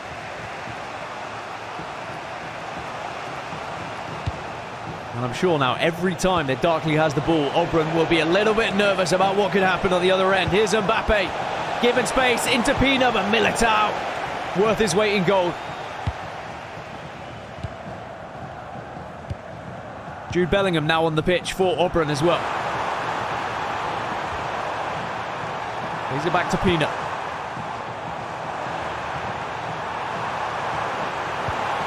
Salah does beat the man, but Burn is going to be there to intercept, but sadly gives the ball away quickly. And these are the ones that are hard to defend. You're at 6s and 7s. It's when you struggle to find a little bit of control with your defenders, but he just about manages to. And now Mbappe is making a run. It's going to be a player lock. He went right, then he went left. And now Mbappe maybe has a chance at goal, but no, Militao has done his job, has been solid. I liked what Darkley did there, though, with the player lock. He started making a run right, wanting to encourage the defender to move, and then double backed on himself. As Obrun now, I'm sure, will be having a little quick look towards that clock. He sees 9 minutes left before added on time.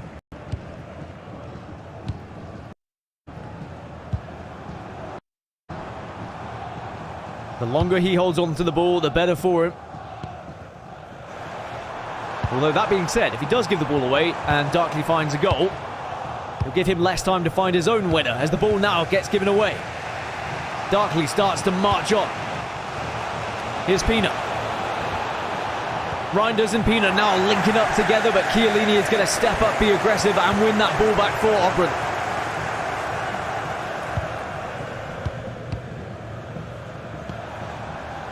We've had so much late drama already here in Group B. Is there any more? Or can Obrun put this game to bed?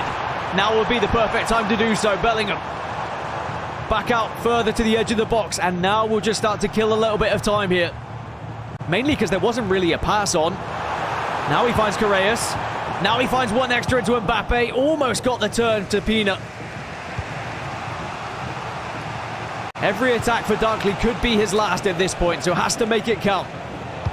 Bonmati fizzes it into Mbappe. Doesn't do anything with it, though. And now it's a matter of chasing the ball, chasing the game, trying to find a way to regain possession here, and he does do so with Militao.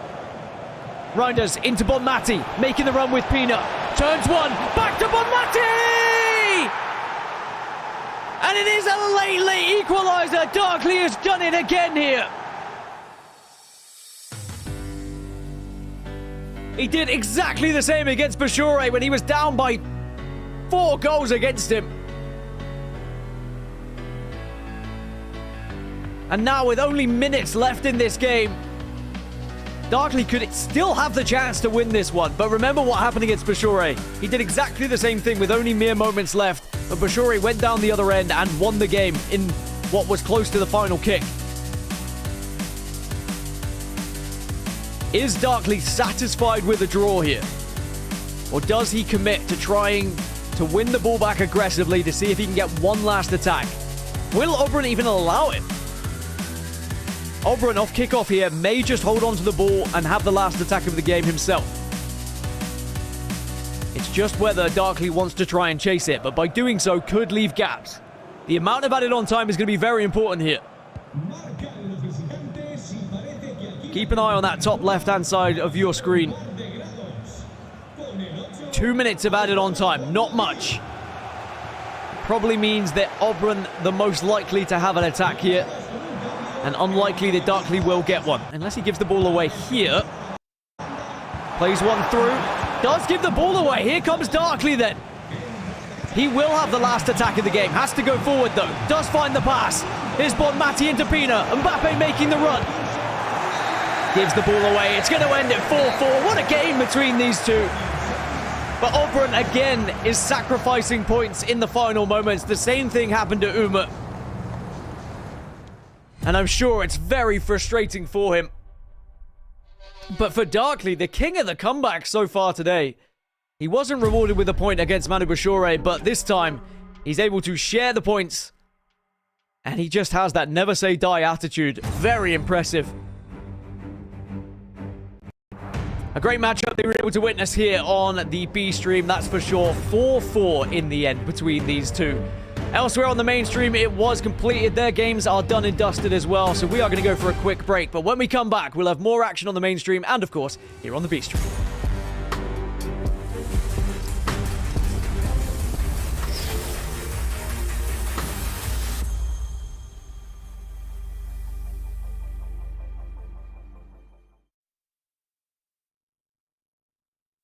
PlayStation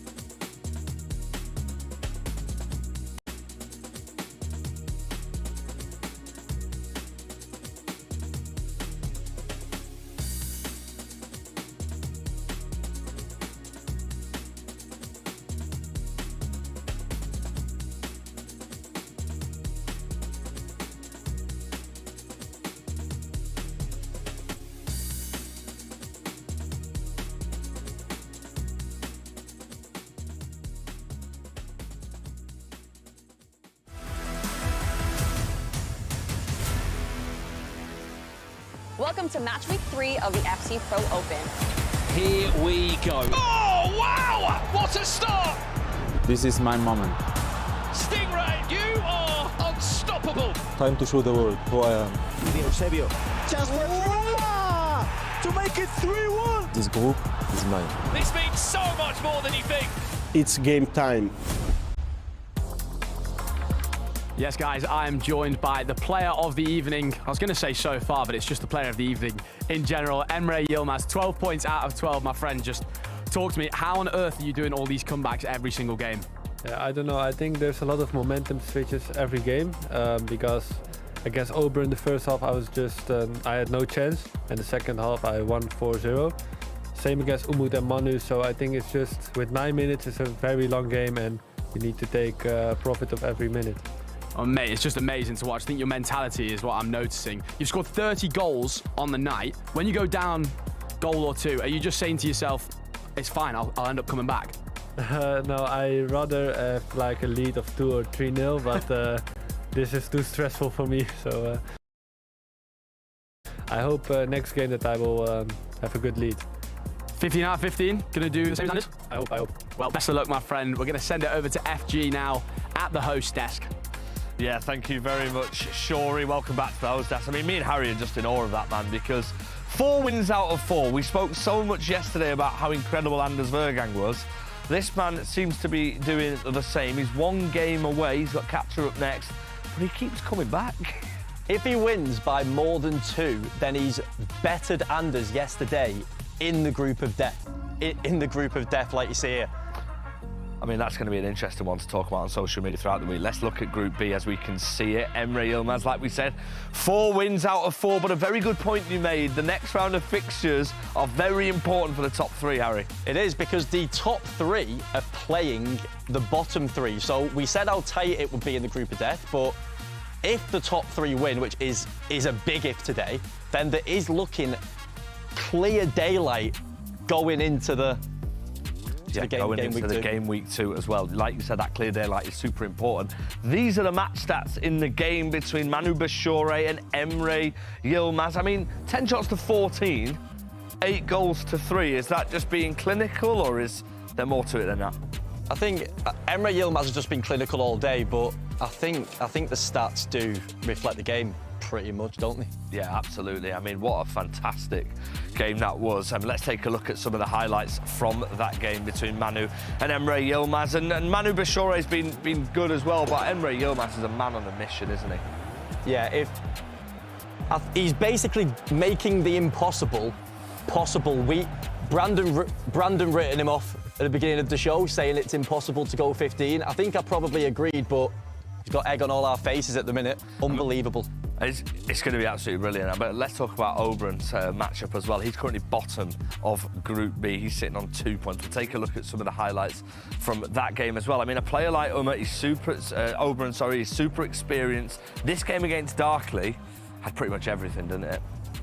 It did. It's just seeing it out, that final moment. It would have given him just a lift going into the Manu game. If he didn't concede right at the end, he'd be going in against Manu looking to win and go above him. But again, it's them fine margins, and that goal you saw there changed the complexion of the entire group. Now, we talk about the fine margins. We've done it before in the IQ section. Conceding that goal in the last minute, on Obrun's perspective, puts him bottom of the table. For Darkley, a little bit more belief. He's done well, hasn't he? Especially at the start he had. Yeah, he has. Again, people written him off. They thought he was going to do a Peixoto, drop a donut, but he's not. Drop a donut, Harry. For context, Peixoto is on 0 points, which is now known as dropping a donut. Let's take a look at some more highlights as well, like we mentioned. Another player who's so experienced in this scene, and what performance. Yeah, I think everyone's just got to go in with a clear head, because we expected the group to be close. It is. I think it's only Emre Yilmaz who's probably out of reach, who's probably thinking about the World Cup already. For everyone else, it's all to play for. It is all to play for, and it's all to play for, I guess, in the FC Pro Live promo as well. Let's take a look at Emre's item that he's got right now and the market value.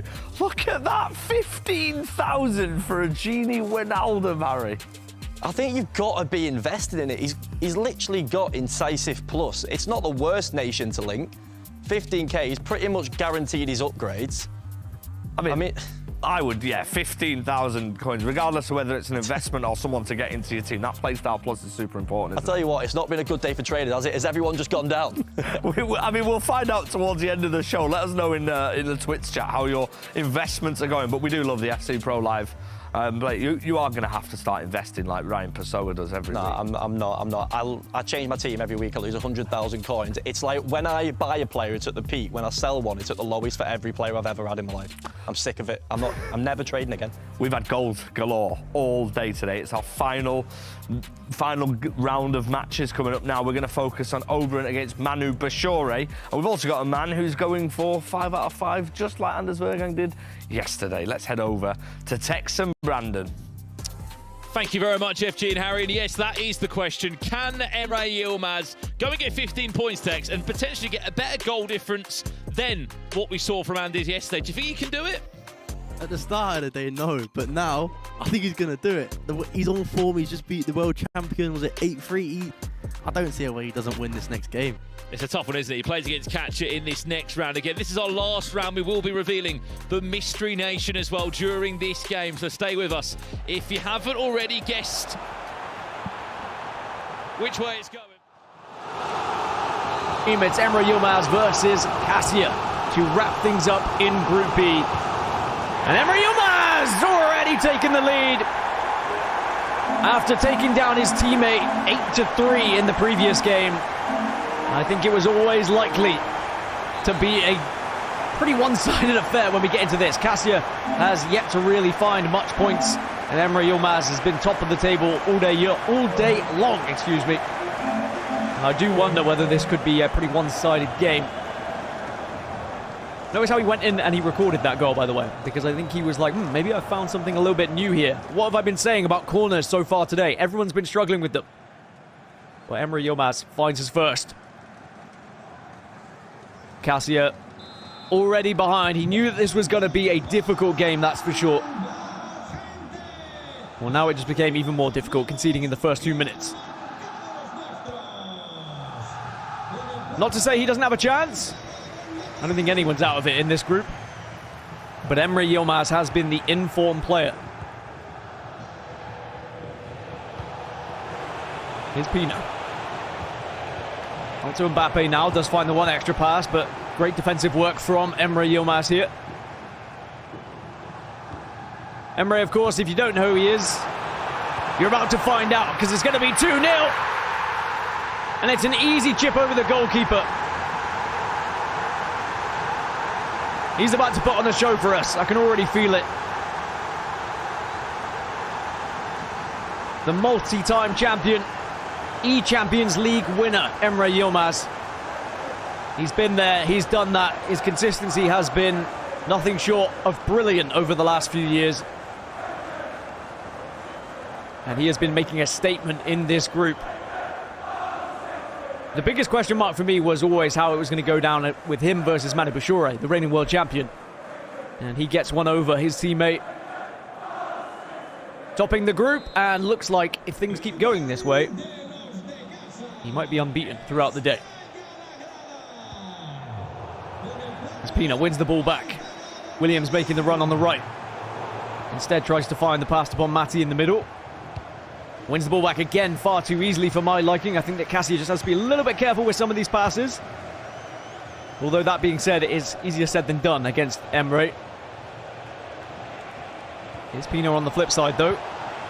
He's going to work alongside but Matti. Pina turns in on herself, does find the pass to Williams. Oh, he's done beautifully there. That is a fabulous goal from Caccia. And it deserves a pat on the back from his coach. To do that against Emre Yilmaz, even more impressive. He didn't want to commit too much. Notice how he was waiting, and then even then here, the extra little shimmy to the right. Almost guaranteeing the goal by that point. And that's the response that Caccia needed. I mean, it really would be quite something if Caccia can find a result here against Emre Yilmaz, especially how the games have gone so far today.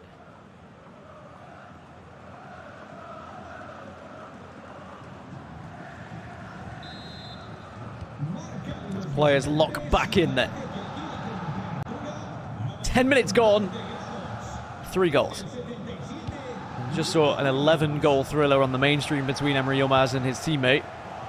Are we going to see even more so here on the B stream?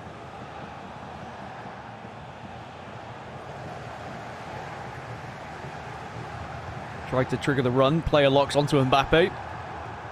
Peanut does have one more over. We'll find the extra pass to Reinders as well. And it's almost the expectation that he's going to score. You can see by his reaction. And you can just feel it. As soon as he gets the ball to Mbappe here, look at all of the blue shirts. Caccia is outnumbered.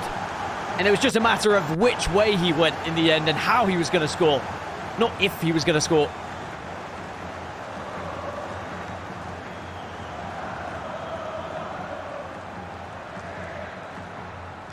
So even for the fantastic goal that Caccia was able to score, it's ripped away from him almost instantly by Emre Yilmaz.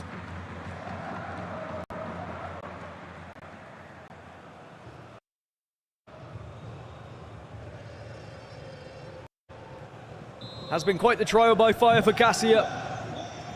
Coming into this group and having to play some of the best players in the world. You very quickly learn just how tough this scene can be when you get into these kind of matchups.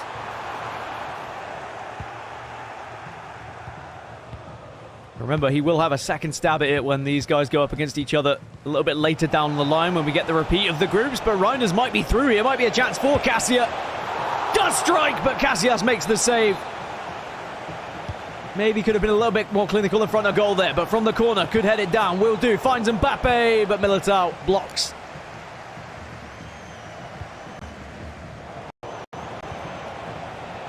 Does win it back, though. We've already seen how dangerous he can be in the final third, Caccia.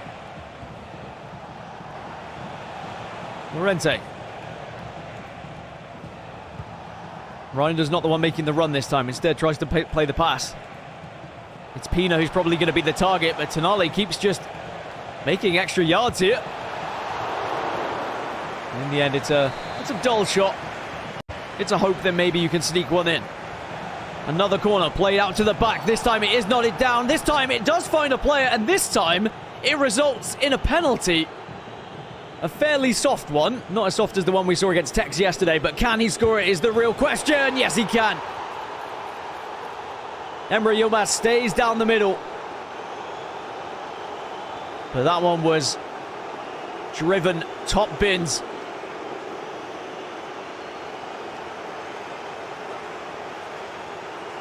Great finish from Mbappe.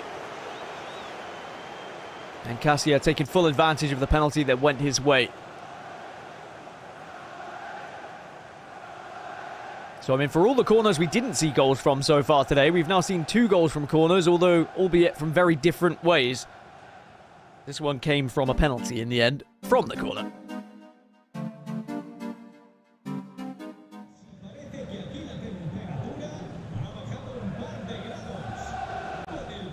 Will Yilmaz be able to respond again?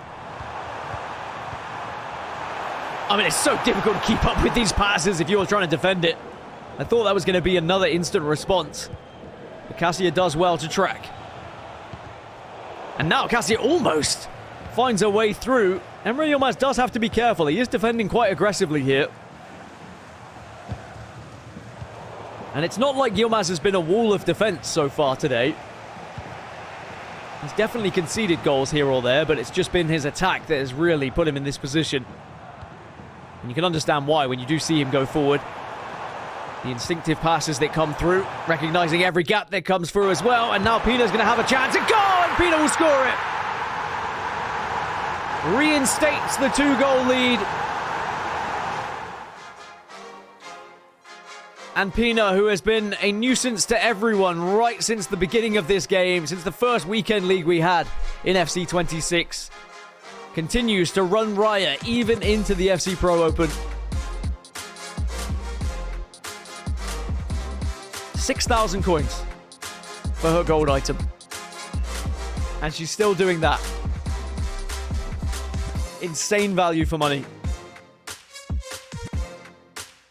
And that's how the table currently looks. Emre Yilmaz looking to make it 5 wins out of 5. It would be a 15-point day, similar to what we saw from Anders Vergang yesterday. Umut currently leading darkly, would be second on 10 points. And Obrun currently beating Manu Bashoure to make things very interesting in the middle of the pack.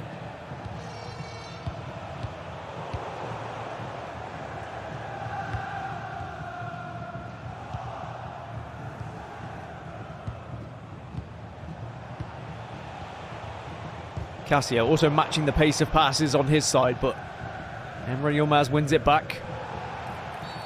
Just gets shoved off the ball, will be a free kick. And you do feel every time Emre Yilmaz goes forward, there's just that chance of goal. He is one of those players who's so threatening with his attack. Speaking of, the extra ball pass into Mbappe. Can't shoot just yet, is going to have to recycle slightly. Does get shoved off, but still holds on to possession. Can't quite worm his way through. And Caccia will hold on. Now gets a chance at a counter-attack. Does play a lock onto Williams. Now can get the 1-2 perhaps. Doubles back to Pina. Good defensive work here from Emre Yilmaz to win it back. And now he can start to launch a counter-attack as well. Mbappe has a lot of space, but he didn't go there because he was offside. Now he goes back to Mbappe. Defenders sprinting back to try and cover the gap. There is an option though on the edge. Does find Reinders. Back into Williams. One more to Pina.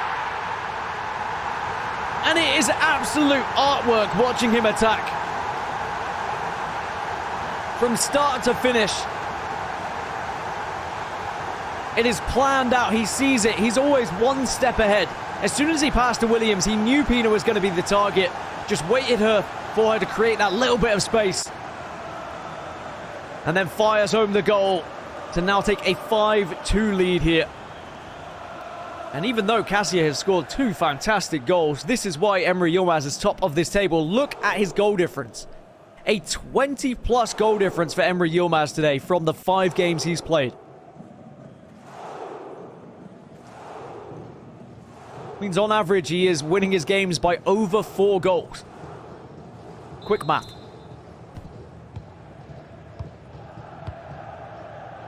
And he could still increase that goal difference. Still plenty of time in this game.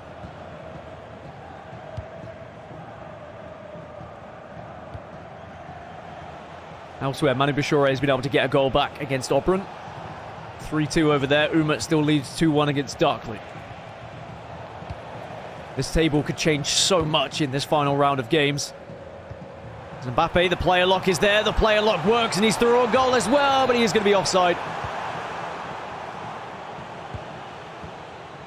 So dangerous, though, is Emre Yilmaz with these player locks.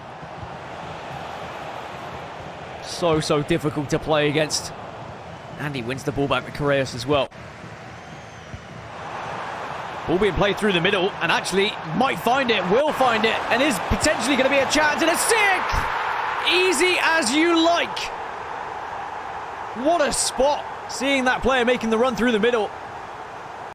And finding the pass. It was Bon Mati making that run, and Jaap Stam just couldn't keep up with her and couldn't even get her off the ball as well. Great work from Emre Yilmaz to keep hold of it. And I said, on average, wins by 4. Well, now he has a 4-goal lead. 21 goal difference across the 5 matches. Insane. Emre Yilmaz has looked nothing short of absolutely fantastic today.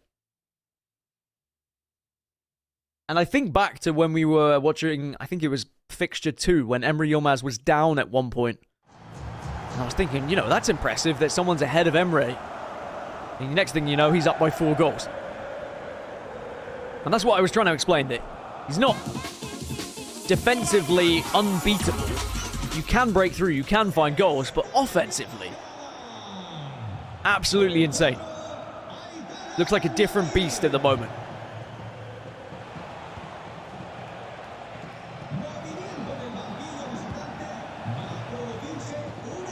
Off the kickoff, nothing found from Caccia. But you have to really tip your hat to several players in this group for their consistency across the years. There's now Mbappe potentially going to make it 7 here. It is a low-driven attempt to the near post, but Casillas makes the save. Now from the corner. Tries to go for the nod down. Instead, it is cleared and headed out, and now it can potentially be a counter-attack opportunity here for Caccia. Players running through the middle, denied by Militao. And now you get to counter the counter here, but Yapstam this time can hold off Bonmati, who, by the way, has been making excellent runs. Obviously, they're manually triggered, but still such a massive inclusion as now Mbappe is through. Mbappe again takes the shot. That's the second time we've seen shots like that have been saved by Casillas. And it's another corner, but the keeper is brought out by Emre Yilmaz, and he denies any sort of nod down from Yapstam.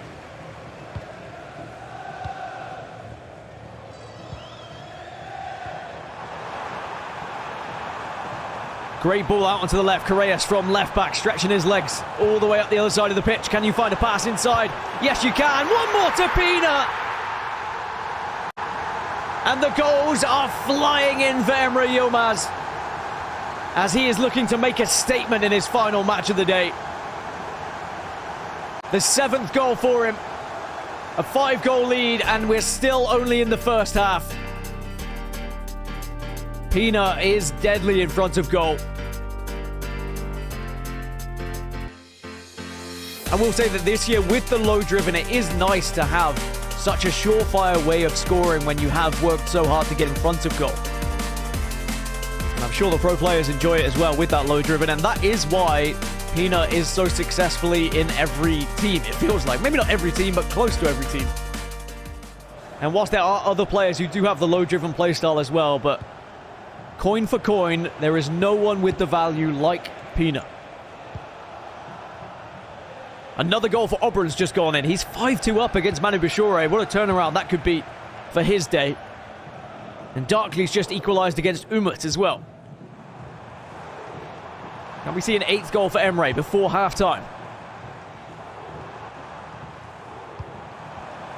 It's just appreciating how good he is going forward at the moment. Mbappe tries to ball roll across, denied by Yapstam, and it is going to be half-time. 7-2 after 45. And it is tough to even try and manifest a way back into this game for Caccia at the moment, even if he does find goals.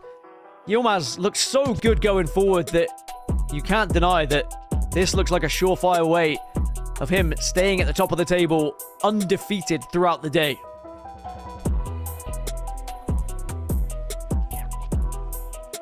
Very difficult game to try and play in as well. When you're down by 5 and you're going up against someone as good as Emre, like, mentally, it's so hard to stay switched on. And it's so important for Caccia because he'll want to keep his goal difference as best as he can, but his goal difference at the moment, -15. He'll be bottom of the table, and whilst he will still have a chance the next time this group comes around to try and find results, the further and further he goes behind Yilmaz, the harder it will be to have any sort of tie-break opportunity with his goal difference. So whilst there is the idea of trying to save face, it's almost impossible when Emre is playing this way. Bonmati on the turn. Patiently waits for the assistance from Tonali. Doesn't go for the player lock, instead will switch back over. Plays one more into Williams and goes for the first time shot, trying something a little bit different here. It does mean Emre can experiment a little bit in this game now he has such a significant lead. Speaking of significant leads, Obrun 6-2 up against Bashoure. That's going to be an incredible result for him. There's another first-time attempt here from Yilmaz.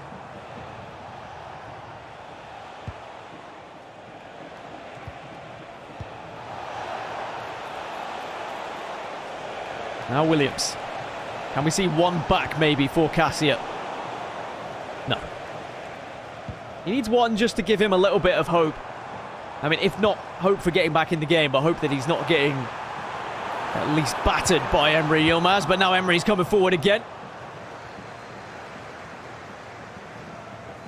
It's been another goal for Umut, tying up against Darkley. He needed that one as well. Over the top through ball. Does find Reinders! It is going to be a third for Caccia. He has made a lot of these opportunities count to at least make this a somewhat competitive game. And I know that sounds strange with a 4-goal lead on the other side, but we have seen comebacks from 4 goals behind so far today. But as I've previously stated, even if Caccia finds another 2, the likelihood is Yilmaz will probably find another 4.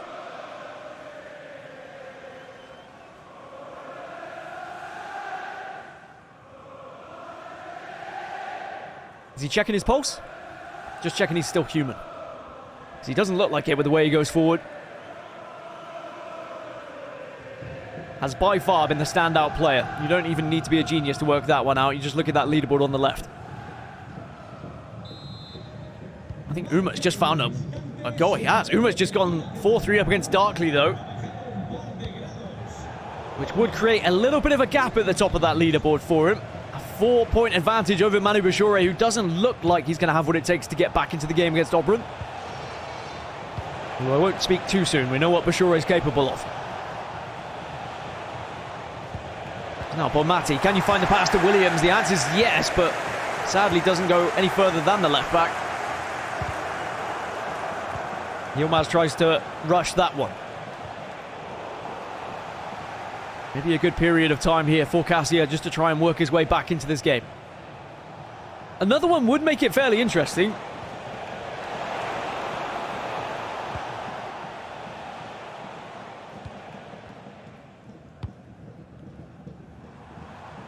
Now, if Emre Yilmaz does sense any sort of a comeback, he can just control the game, slow it down a little bit. Mbappe unable to get through, but he'll have a second bite of the cherry here. Williams plays one more into Reinders. It's another piercing run through the middle that is found. And Emre Yilmaz just has an eye for him. A little bit fortunate to get the ball back here, but you could also argue that you shouldn't have made that pass with Llorente. And as soon as he saw Reinders making that run, it was clear as day to be through on goal and to make it 8-3 now. Reinstate that 5-goal lead.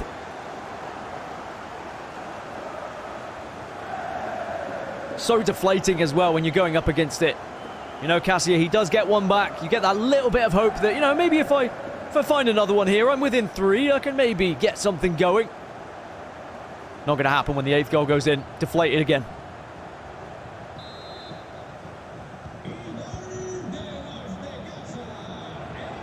It looks like the match of the round right now is happening between Umut and Darkly. As I say that, though, Manu Bashoure has just got one back against Obrun, and if we're assuming they're also around the 60-minute mark, maybe, just maybe, a chance for the world champion to come back into that one and try and steal a point away.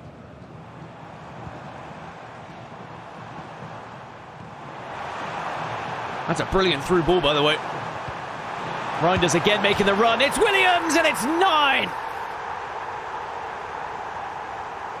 I think we already knew this one was over, but now we're just starting to add a little bow onto the top of it all. Just looks so easy when you watch the game from Emre Yilmaz's point of view. And believe me, it is not that easy. Caccia is still a fantastic player, and I'm sure that going up against your average Joe, he would look sublime, but Emre Yilmaz just looks on a different level at the moment.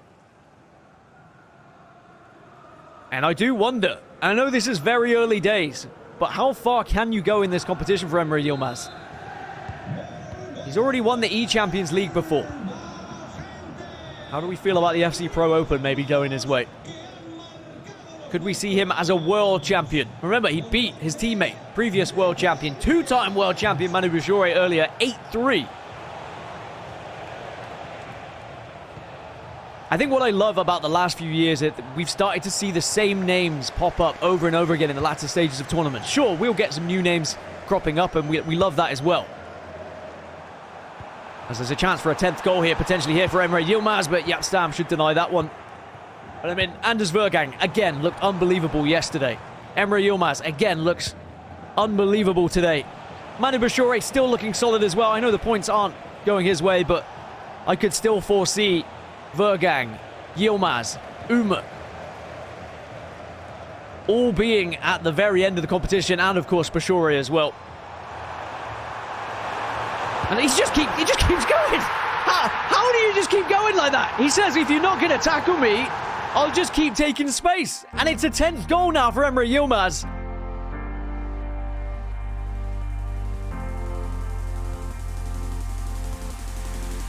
the player lock was constantly being covered, and Emre said, well, I mean, I'm watching the AI move forward and you are not taking the ball away. That is the power of the player lock.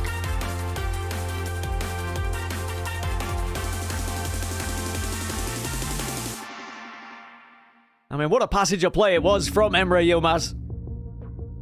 Recognizing that there was no one coming in close to him, no one even closing him down. And you take full advantage. How many can he get is probably the question now. Pina wins the ball back, but loses it very quickly to Militao.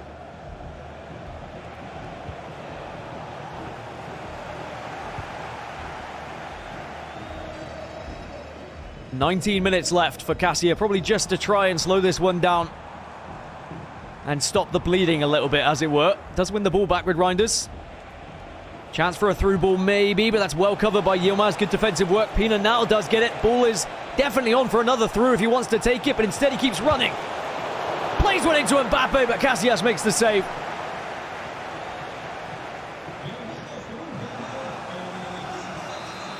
Come on, show me something different from a corner. All right. I'm fine with it, sure. Williams offside. It's been a fantastic day of action here in Group B at the FC Pro Open, that's for sure. And we've had some brilliant games here on the B stream. This is going to be the most one-sided game that we've had so far, but Williams maybe finds one. No, it's offside. When you come into this game and you see first place on 12 points going up against second place on 3 points, I think the writing was probably on the wall for this one anyway, especially how Emre's been playing so far today. Elsewhere, Obrun now 7-4 up against Manu Bashoure. That one surely should be wrapped up. Umut 5-3 up against Darkly. We know what Darkly has done so far today, though. He has had a few comebacks, so maybe there's still life in that game. Emre wins the ball back. There are players in the middle as well, but Caccia defends. I'd be half tempted to just hold on to the ball and play possession if I was Caccia at this point. I'm going to be honest with you. Your goal difference is already minus 17. Oh, fifth goal's just gone in for Manu. Maybe that one's not wrapped up just yet. On Mati. Can't get past Casillas. There has been about 3 or 4 opportunities for Caccia, which with a little bit more time, a little bit more patience, might have been able to find a goal or two. But even with that, it still would have been 10-5, so I'm not going to criticize too much. I think Emre Yilmaz is just a different beast. We want 11. Shout the virtual crowd. And me. Oh, almost. Casillas gets a leg to it.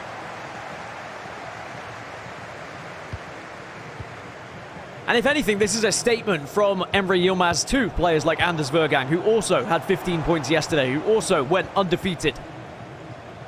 And also looked in a league of their own.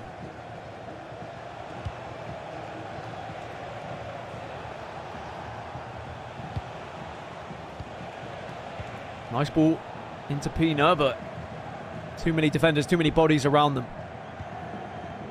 And I know Anders Vergang was playing a little bit peed off yesterday because he had been demoted to second ranked in the world. Nicholas being ranked first above him, and he wasn't particularly happy about it. And he certainly went out and made a statement of his own, and perhaps this is something similar here from Emre Yilmaz to say, hey, I'm definitely in the conversation as well for who's going to be the best this year. One thing I could already tell from these games we've seen so far is maybe we will get an 11th from Tonali. No, he turns, tries to pass it. Denied.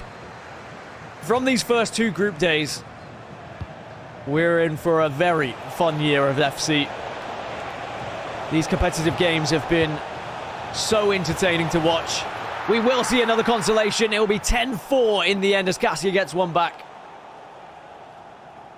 But whilst, yes, this one is one-sided, think of all the comebacks that we've seen so far today and yesterday. It makes such dramatic games very hard to predict and very entertaining to watch, especially for the neutral. A little nervy to watch if you are a fan of some of these players, that's for sure. Speaking of, Umut's just taking a 6-3 lead against Darkly. That game now surely is done. Obrun versus Manu Bashoure, a 2-goal lead going into the final few minutes, should be finished as well. So that leaderboard on the left-hand side is probably where we're going to end up here, with Emre Yilmaz finishing top of the table after the first match day with this group. Umut in second, Manu Bashoure in third, with Obrun fourth behind them, Darkly in fifth. And then sixth place, Caccia, after this very one-sided game that we've watched on the B stream. 3 minutes left then of added on time. Is there one last hurrah here for Emre Yilmaz to rub salt in the wounds? Williams does get past two, plays it into Pina. One more! Oh, almost. That would have been a special one. He's getting a little bit creative now with some of his plays. And you do feel a little bit for Caccia after a rough day already, having to then go against the man himself, Emre Yilmaz, in the final game of the day. And that attack will amount to nothing. Emre will clear, the final whistle will go, and Emre Yilmaz takes the game 10-4, solidifying his spot at the top of the table, and of course, winning every single game today, going unbeaten, just as Anders Vergang did yesterday. Very impressive from him, but some surprise results elsewhere for the group, that's for certain. Now, of course, it was so much fun being able to do B-Stream here for you guys today, but that will wrap us up for today. Of course, the main stream is still going on, so we're going to head back over there and see what they're doing, but thanks so much for joining us. We'll see you soon. 8 goals a game and conceded just 3 a game. That's what I'm going to do in my next week, I think. Just decided. Just decided. Yeah. Just change your mentality. Well, we have got a opportunity to swap games in a second as well. Umut's cruising through here, 7-3 up. That was the goal that he scored. Could we jump over to Manu if possible? Because I don't think it's going to be the comeback now, is there? Looks like Obrun's won the game. What a little pass that is. Final Alexis Pateas. That's a big win, that, Guy, for Obrun there, to pick up an important 3 points. That's his first 3 points. I think it puts him right back in the mixer for qualifying. I mean, 1 point off of Manu, I think. Yeah? I mean, yeah, I think Umut is sort of pulled away. He's 5 points clear now of elimination, I'm pretty sure. Obviously, Emre's qualified, so it's just a fight for third place, really. Just like Group A. Yeah, but I think the bottom of the bottom 4 is so close. From 6 to 3 points is like a 1 game difference. So everyone still has a big shot at qualifying, and it's definitely going to make for an entertaining second week in January. I think Manu will be fairly disappointed. Obviously, he started so well. He won his first game, and then he sort of tailed off a little bit. But maybe that game against Emre sort of derailed him a little bit. He was up against Emre as well, no? Yeah, 2-0. I was saying earlier as well, if Umut was 3-0 up against Emre, if he won that game, he would be 15. No, not 15, yeah. Is it 2-0? Well, that's going to be a full-time result over here. Obrun had to wait until round 5 to get his 3 points on the board with a win, but he will get it. And it will give him something to look towards when he comes back in January. A small smile, but not a big one. Frustration for the world champion, though, Manu Bashoure.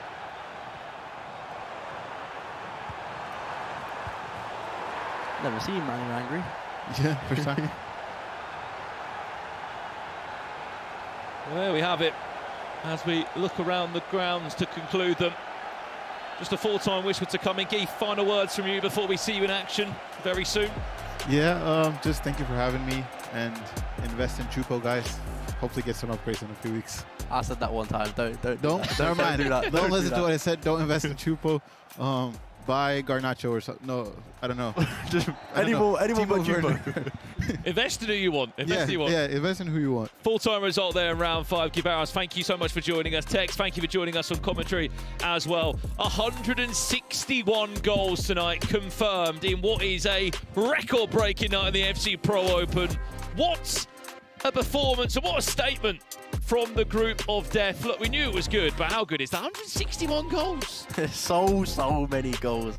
And Emre, we spoke about it all night, but that is single-handedly the best performance at a Pro Open ever, and maybe the best performance ever at a group stage of a tournament. We joked about it, Tex. Emre Yilmaz, you don't need to come back to about halfway through round 3 in January. You've got that many points cleared. Best goal difference, 39 goals scored, same as Anders Vergang. What a night from the commentary box. We're going to throw it over to FG and Harry to break down what's been an incredible day. Oh, you can say that again, Brandon. Thank you very much to you and Tex. Harry, listen, we came into today thinking Anders Vergang did the unthinkable, 5 wins out of 5. Emre Yilmaz has gone and done it in Group B, which is the group of death. Yeah, Dave just said it. The impossible was more than possible because he's done it. And look who's Congratulations. Thank you. Congratulations, Emre, the PlayStation Player of the Day, of course. It was close. 5 wins out of 5. Yeah. The calmest man ever. You've been behind in games. You don't really show much emotion at any point. How many points do you need to make sure you finish top of this group now? 30. Yeah, I like the mindset. If he goes 15 points again next time, then that is definitely the greatest thing. I mean, listen, from our perspective, we were speaking a lot about Anders, 15 points. Did that play in your mind at all? Any motivation seeing him win 5 in a row? Of course, I think he and Manu are the 2 best players in the world. So I think I can also be that level, and today I showed that I can reach that level as well. So I'm happy today. Currently, I think I'd put you in the top 2, to be honest. You're only as good as your last performance, and you've just absolutely wiped the floor with everyone. So yeah, you've been absolutely fantastic. Let's take a look at some of your goals, shall we? You can talk us through it. We had goals of different variations from you tonight. We'll start with this one. I mean, you've scored so many goals, I don't know if you can even remember them all. This was against Darkley, your 8th goal. Talk us through it. I'm walking with Reinders, triggering everyone, and then with 4-5-1 you have so many options. I had Mbappe, Nico, but in the end Bomati showed at a good position, and I just shoot it. This one, it all comes from the triggers. I thought it was offside, this one, but it wasn't. But every goal's a trigger.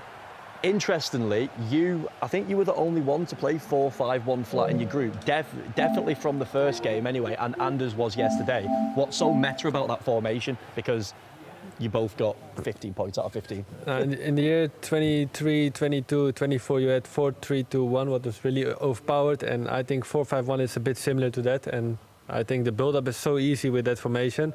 So I think the build-up is the meta in that formation. Is it the player roles for the 3 centre mids? Right, everyone back home is the important bit. What are they? Now, my middle CM is on deep line playmaker, my left centre mid is on playmaker, and my right centre mid on box to box. But I just trigger them, so you need to trigger them home as well. So don't you worry, everyone watching at home. We're going to have all of the tactics codes for you. I mean, let's head over now. Congratulations once again, our PlayStation Player of the Day.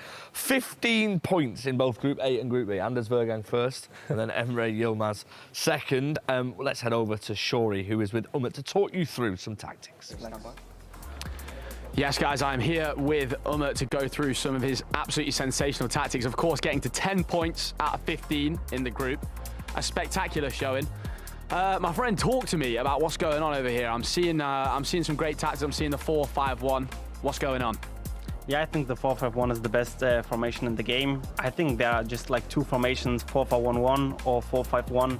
And in my opinion, 4-5-1 is a little bit better because you just get 1 midfielder more, and you have 1 more option to pass. No one can press you that easily. So I think it's just the best formation in the game. Yeah, and talk to me, something I find really interesting about your tactics is the fact you've got balanced on both of your fullbacks. Obviously, we see so many counter-attacking goals that you score where you sort of trigger the fullbacks up. Is balance sort of help them get forward a little bit and give you that extra option sometimes rather than defend?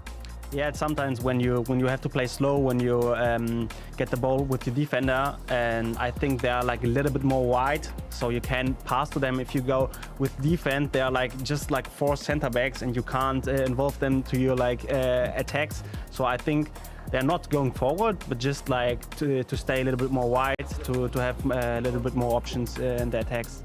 Absolutely. And just final question, talk to me about the importance, obviously, of formation, but the inside forwards on these 2 in a 4-5-1, how important is that in game?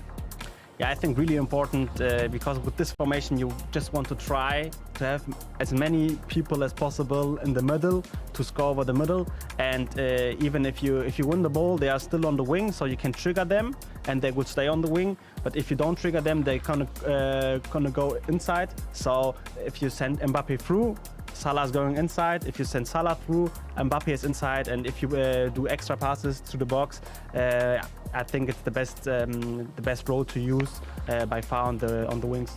Well, mate, thank you so much for sharing that with us. Words of wisdom right there. We'll send it back to FG now. Words of wisdom indeed. Massive thank you to Umut, who just shared all of his tips and tricks with us. A good day at the office for him as well here today. Let's take a look at all of the tactics codes of all of the players who've been in action here in Group B. Get your screenshots at the ready. Harry, I asked you this yesterday. Whose tactics are you picking tonight? You should be asking Tex. If I was him, I'd be noting a few of these down. Oh yeah, I've already said I'm going home. I'm putting Emre's tactic down. Next 3 weeks, I'm drilling it into my system. So I'm just copying him. It'll be interesting to see when they're back whether their play styles change or not. We just mentioned earlier on, Anders and Emre were fantastic. Emre in that formation said there were so many options. Brandon, you going to try and do the same? Yeah, when I get a PlayStation 5 again, I will. Still currently in Spain at the moment. Can I just say that 161 goals tonight, and I commentated every single one of them. And you did a fantastic job whilst we were at it. 161, unbelievable. Absolutely incredible. I would ask you for your favourite, but there's literally 161. One of Emre's. Yeah, just enough of them, didn't they? Just one of them. Let's take a look at the Group B table at the halfway point. Remember, there is another match day to come. Emre Yilmaz is in a great position, isn't he? 5 points clear of Umut and even further clear of Manu Bashoure. Let's take a look at the bottom of that table, though, Harry. How do you think Caccia and Darkley will be feeling? I think they'll be all right because Manu's in sight. I think the top two are starting to pull away, which is a bit of a worry and something we probably didn't expect, but five games is a lot of games, so anything could still happen, but I'd be surprised if Yilmaz and Umut didn't go through now. Tex, 6 points for Manu Bashoure. It was 6 points for you in Group A. Manu's in a better position based on, I think there is a massive gap though, isn't there, between him and... I think the difference is in my group, third is on 9 points and fifth is on 3 points. So there's like a massive gap between fourth and third. But in this one, every point matters. 6 points is good, but in mine, 6 points is bad. So I wish I was in this group. Well, let's take a look then, shall we? Yeah. No, I just said it. Tex, we can't wait to see you back in action, and we all believe in you as well. Let's take a look, shall we, at Group C. The names behind us, the players behind us, and the big names, Brandon, they just keep coming. I mean, you don't know where to look, do you? 24 of the best players in the world in this FC Pro Open. It's here all the time on a Monday. Danny Pitbull, Bryce, runner-up last year at the World Championships, the Iceman, Nicholas, #1 in the world at the moment, Stingray. Oh, where do you look? Hang on a minute, are we sure we got this group of death right? Because this is absolutely incredible. The best FC players in the world are all here. Yeah. Look, here's the Group C standings. The rank-wise, they're all in the top 100, Harry. Nicholas, of course, ranked #1. Anders Vergang wasn't happy yesterday, and he got 5 wins out of 5. How do you see Nicholas doing? I'd probably agree with Anders. I would say, well, Anders was telling me in detail that he doesn't agree with the rankings because Nicholas can get points that he can't get. He went on a bit of a rant, so we'll see how rank 1 does. Something tells me he's not going to match 15-15, but we said that about Yilmaz and then Anders basically said that the whole of South America is rubbish at FC.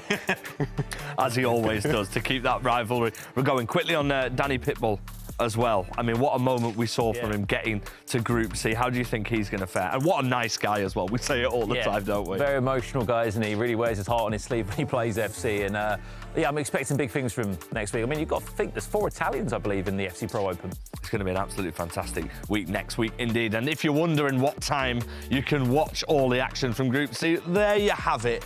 6 p.m. GMT on the 1st of December. You can tune in at EA Sports FC on Twitch and EA Sports FC Pro on YouTube. Wow. And also, we want you to join us at the finals as well. We're going to be having a live audience for the FC Pro finals this year, and we want you to join us, all right? Get a hold of that QR code. Tickets are available now. It's going to be in London the 26th of January, and we would love for you to witness history with us. Tex, Listen, we've seen Group A, we've seen Group B. You've played in Group A, but also you are the FC Mobile champion right now. You're top of that leaderboard. Is anyone going to beat you, do you think? That's all that matters. You bullying me about this Group A stuff. I'm the top of the casters leaderboard, so that's all that matters. And I don't think anyone's going to beat me because I scored every single attack. Brandon, what's been your highlight of today? Oh, I'd say just having some banter with that man at the end of the casting desk. I'd say. I mean, look, Tex, if you're doing well at FC Mobile, could always switch games. You know what's embarrassing? I scored 9 goals in FC Mobile in 15 yesterday. I was only 6 away. I played for 10 seconds. I played for 10 seconds today. Harry, it's been great having you as part of the broadcast team, mate. Fantastic for the last 2 days. We've seen Group A, we've seen Group B. 2 players got 5 wins out of 5. What is Group C going to have for us next week? We'll see you then.